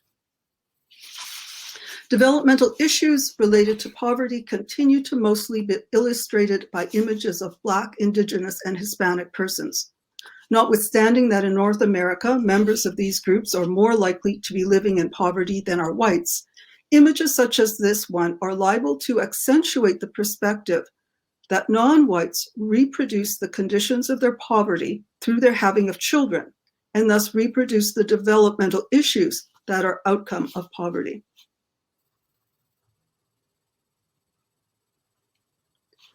The racist sentiment that normal civilized development is primarily an achievement of persons with white skin is conveyed through the impression given that ethnic culture belongs outside of a Euro-Anglo context. An example is this way of featuring the Kung people.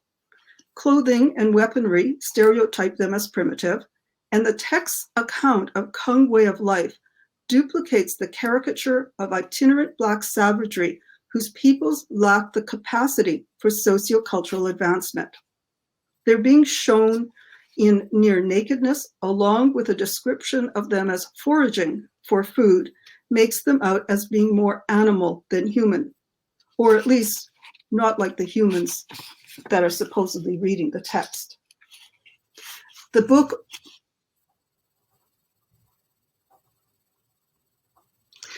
book omits any indication of the, sorry, it keeps bumping. I'll have to move.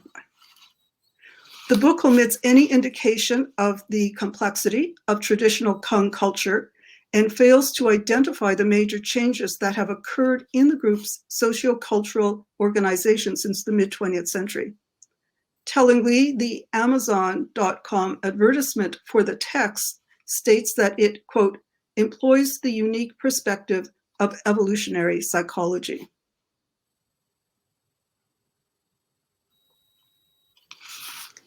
When other than Euro-Anglo cultures are identified as residing within North America, they are still held out as being exotically different. I'll only speak to the image on the right. That image of a contemporary First Nations woman in a celebration of having reached adolescence. It's in a section boxed off from the rest of the chapter, which is on physical development. And it talks about socio-cultural rituals on attaining adolescence, including by North American Indigenous people. Even though it is of a Canadian First Nations young woman and is in a textbook published for use in Canadian undergraduate courses, the author's critical question asked of readers renders her as being unlike them, and unlikely, it seems, to be in their classroom. Quote, how does our culture celebrate puberty or recognize adulthood? Can you think of any ceremonies or milestones that mark such changes in status of the average Canadian?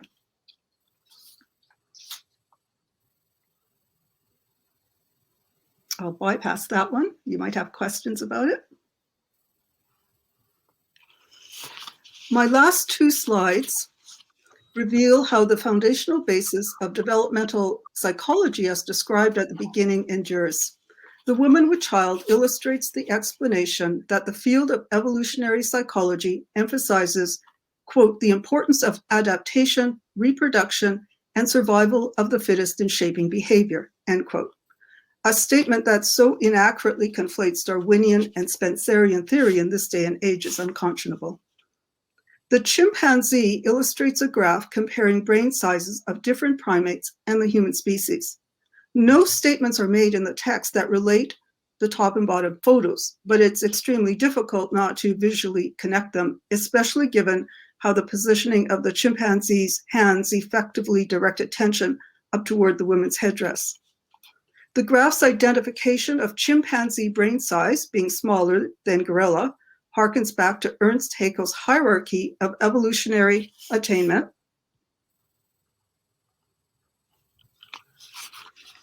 that positions Euro-Anglos as having ascended from a more advanced primate species than had non-whites.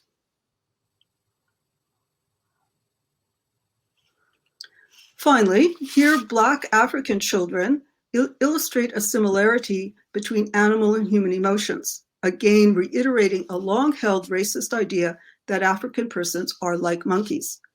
It is one that continues to be produced in popular culture, such as with this pairing of a monkey and doll. And in case the association was unclear to shoppers, the doll's headband reads Little Monkey. On another point, the phallic banana harkens to the long racist practice in popular culture of sexualizing Black children. Although this imagery is the most disturbing of those I've shown, I repeat that the textbook authors and editors are unlikely being purposefully racist. The author of the text from which the image on the left is taken is a colleague, a most kind-hearted person who would regret his lack of insight. And as I mentioned at the beginning, that's the point and aim of this work, to broaden the gaze we bring to textbooks in order to challenge what they are communicating and to change them. Thank you. Thank you. Thank you, Donna. Please, colleagues, your questions. You're welcome to put your questions, to switch on your cameras and put questions. Are they dreaming? How All of dreaming? No? Not yet. There's quite a lot of them. Please do. Be brave and put your questions. Okay. Wow. Yeah. I see a question there. How to reach the perfect balance between parts of a mixed group. I think the authors and publishers have to be more conscious of the history, and so many aren't. They're not aware. People who often come with psychology degrees do not learn the history of the racism in the psychology, and they don't therefore necessarily understand why many of the images are problematic. And so that's part of this work, is the need for the critical race education in all areas, including psychology.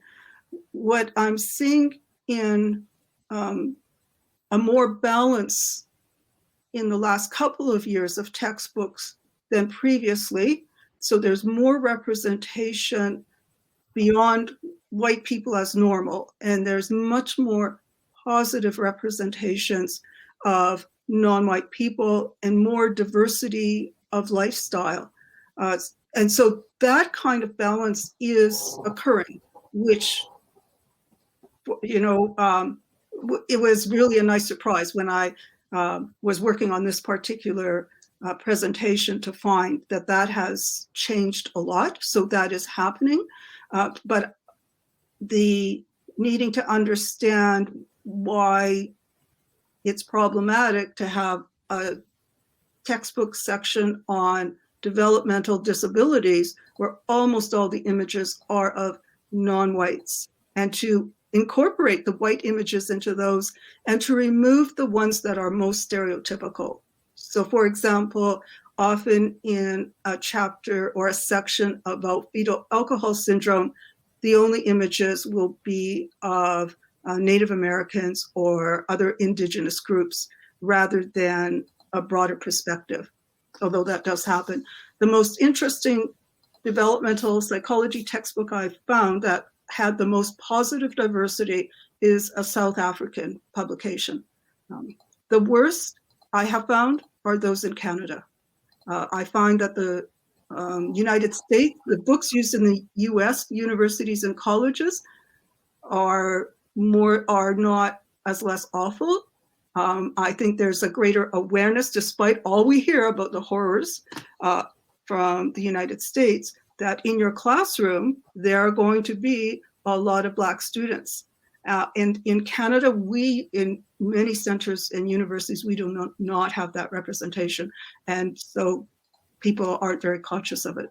I hope that answers the question. Mm-hmm. Thank you very much. Pavel, it's now your turn. Thank you very much. Well, I have a question to some presuppositions of your report. Would you be so kind to tell some words on alternatives to the racist view in developmental psychology textbooks? Humanistic, Christian, anthropological, in the sense of Levi-Strauss or Geertz, or what? So what's the measure of that racist view, positive, scientific, philosophical, or religious? I have no answer. I'm not being able to hear the question, or.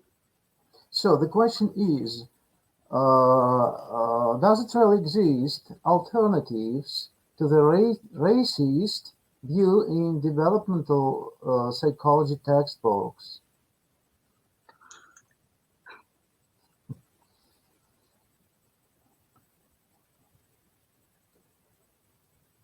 Does it? Oh, I'm still losing it. So can you just repeat it one more time? Okay. Does it exist, a non-racist view? Well, I tried to print it. Yeah. Can you name any alternatives for this? What do you propose as an alternative to these books? What should we do? Make all alcoholic people look like black people, like white, or like what? From the illustrations from every race in the world, what should we do? One of the things that we need to do is to remove imagery that has the history of the racism that identifies people as being less civilized and less evolved. So if I'll go through my slides, just so one way is that we could have a more balanced approach where the imagery is positioned. So instead of almost all the title pages and section headings of normal development being only of white children and white families, there could be a diversity in there. And that would be very important because for students, these are the areas that they are focusing on, right? Many of them aren't going to read a word from the text, right? They're only going to look at the pictures. So those pictures become very important where they are placed. To remove images where the only place that you are seeing non-whites is in sections on developmental disabilities, so that you could take those out and have white children having developmental disabilities as well. And because it is those sections that are the most problematic. If you, for the slide, I'm going to take charge of the slides. So, for example, right, in North America, it's not, and around the world, it's not just non-whites, children who have childhood obesity. It's not just non-white children who are spending too much time in front of television, too much time on computers. So there needs to be a removal of only having non-whites in these kinds of, that kind of imagery. This one is really common, right? The starving Black children of Africa who are saved by white aid. This one is one of the worst, right? Because it's so outdated in terms of its beliefs about the Kong people itself, but also comes to stand for other cultures rather than other cultures being within our own society. They're not just the people far away who wear no clothes or funny clothes. These kinds of images are used to explain outdated ideas, according to the authors, such as gender stereotyping. So those images will also be generally of Indigenous persons, Philippine persons wearing traditional clothing. And so it's back to the idea of being de-evolutionary. This image, one of my unfavorites, heads up a chapter on intelligence. And it's supposed to be illustrating Gardner's theory of multiple intelligences, where, a non-logical mathematical thinking is as valid. To select an image of a Black boy playing a musical instrument as representing musical intelligence reinforces the belief that Black people are naturally musical. And the history of that is the belief that it's because they have an overly sensitive nervous system, just like animals and primitive people. So and then in the same chapter, what you find is an Asian child, an East Asian child, reading. So that's her intelligence. And what I'm finding is that historically, Asian people have been above Black people, and that continues to be the representations in the text. So you're more likely to find positive images of Asian people, more negative images, or more of this real kind of negative stereotyping. So that kind of paying closer attention to the kinds of images and the history that they come along with. And it would be even more wonderful if that could be explained, right? Why this is a problematic picture within developmental psychology, but that almost never happens. History is gone, right? Thank you very much. Thank you. Thank you. Thank you. Any other questions?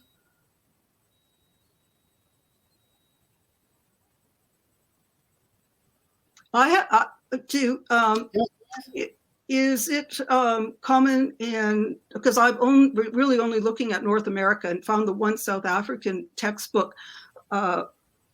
In your areas, what are the images within the textbooks in your various fields, or do they include images? It's a very good question. I'm just thinking, listening to you, I'm just thinking about it, because it severely depends on culture.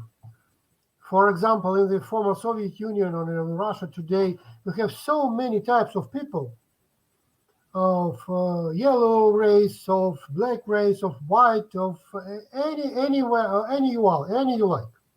So we are quite used to see some people that not like us, not perfectly blue or perfectly yellow or perfectly European, and we are quite normal. Everything's quite well. So sometimes we can't see what you see. No, yeah, that's really interesting. I don't know whether it's good or bad. Maybe it is very bad, because you see something in this, humiliating in this picture or something. But we can't see this because we are used to it. Okay, it's a black boy. Why? It could be a white boy. I pay no attention. It's just a person, just a boy, like this obese boy of Chinese origin. Yes. For example, in just after the revolution in Russia, 100 years ago, there was a painter who painted obese women, naked obese women in Russian bath. It was just his fantasy. They were so good. They were so rosy. They were so cheeky. They were so pleasant. And he painted them in the very bad days of hunger in Russia, just after the revolution. So when we see them now, we think how good they're, how they're healthy, how they're beautiful, but they're quite obese persons. So it all depends on this background, this cultural background, as you said in the very beginning of your presentation. So it's quite a difficult problem, because now you see in these pictures this important thing. And in 10 years, you'll change. We'll change, and we'll see something new, something more, or something even worse than we see now, or even better, or we be just, okay, it's okay. Let him be black. A very good black boy. I like him. I see nothing. He is playing. Oh, great. He's a great musician. It's okay. Yeah. I don't know that background in which you are thinking about this person. Yeah. You know this theory of this, why these black people are so musical, why they're so rhythmical, and so on. I don't know the theory. I have a couple or even more friends, black friends. They're excellent, absolutely rhythmical, absolutely beautiful persons, handsome men, beautiful ladies. I don't know this theory, why they are so musical. I just like it. So my background is not like your background, and sometimes your background seems to me even stranger than some problems in this picture. So thank you very much for your presentation. It's a great thing to think about. Thank you. Thank you so very much. Okay, ladies and gentlemen, thank you very much for participating in our section. All presenters were excellent, Ian, and I would like to talk to them more and more and ask more and more questions. All this was very, very, very good. Just come and participate in Russian sections if you can. If not, I will be glad to see you, to have letters from you. Please do come and do something with us together. All your presentation are excellent, and it's a very good thing to think about as we finished our previous talk. Thank you very much. Take care of yourself, and see you tomorrow on our other sections. Do come in, Tatiana. Yes, just I would love just to say thank you to all participants, to all speakers as well as participants. I think we have very good and interesting discussion, and it's interesting to share your opinions and to discuss them and to know something new. So thank you very much for that. See you tomorrow. See you, colleagues.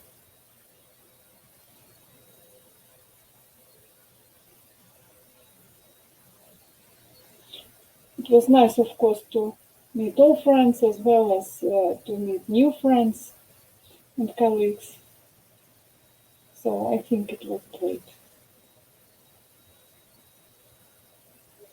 All presentations are very good, very interesting. Yeah, you like him? Like them? Do you like them? I mean presentations. Tatiana, do you like them? You asked me. Yes, I like them very much. I was very attentive sitting here. Yeah. And I just would love to greet. Very rich in ideas and very rich in discussion. Good. Thank all the participants. And questions were very to the point and very interesting and very good in all senses. Just a kind of a intellectual feast. And something nice for dinner. Yeah. And again. Please come and help yourself with dinner. Okay, let's go and have some rest.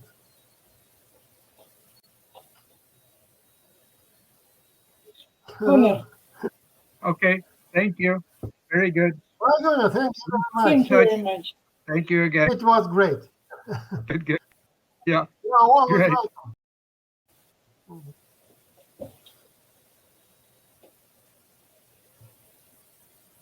Okay, that's all. Bye-bye, colleagues.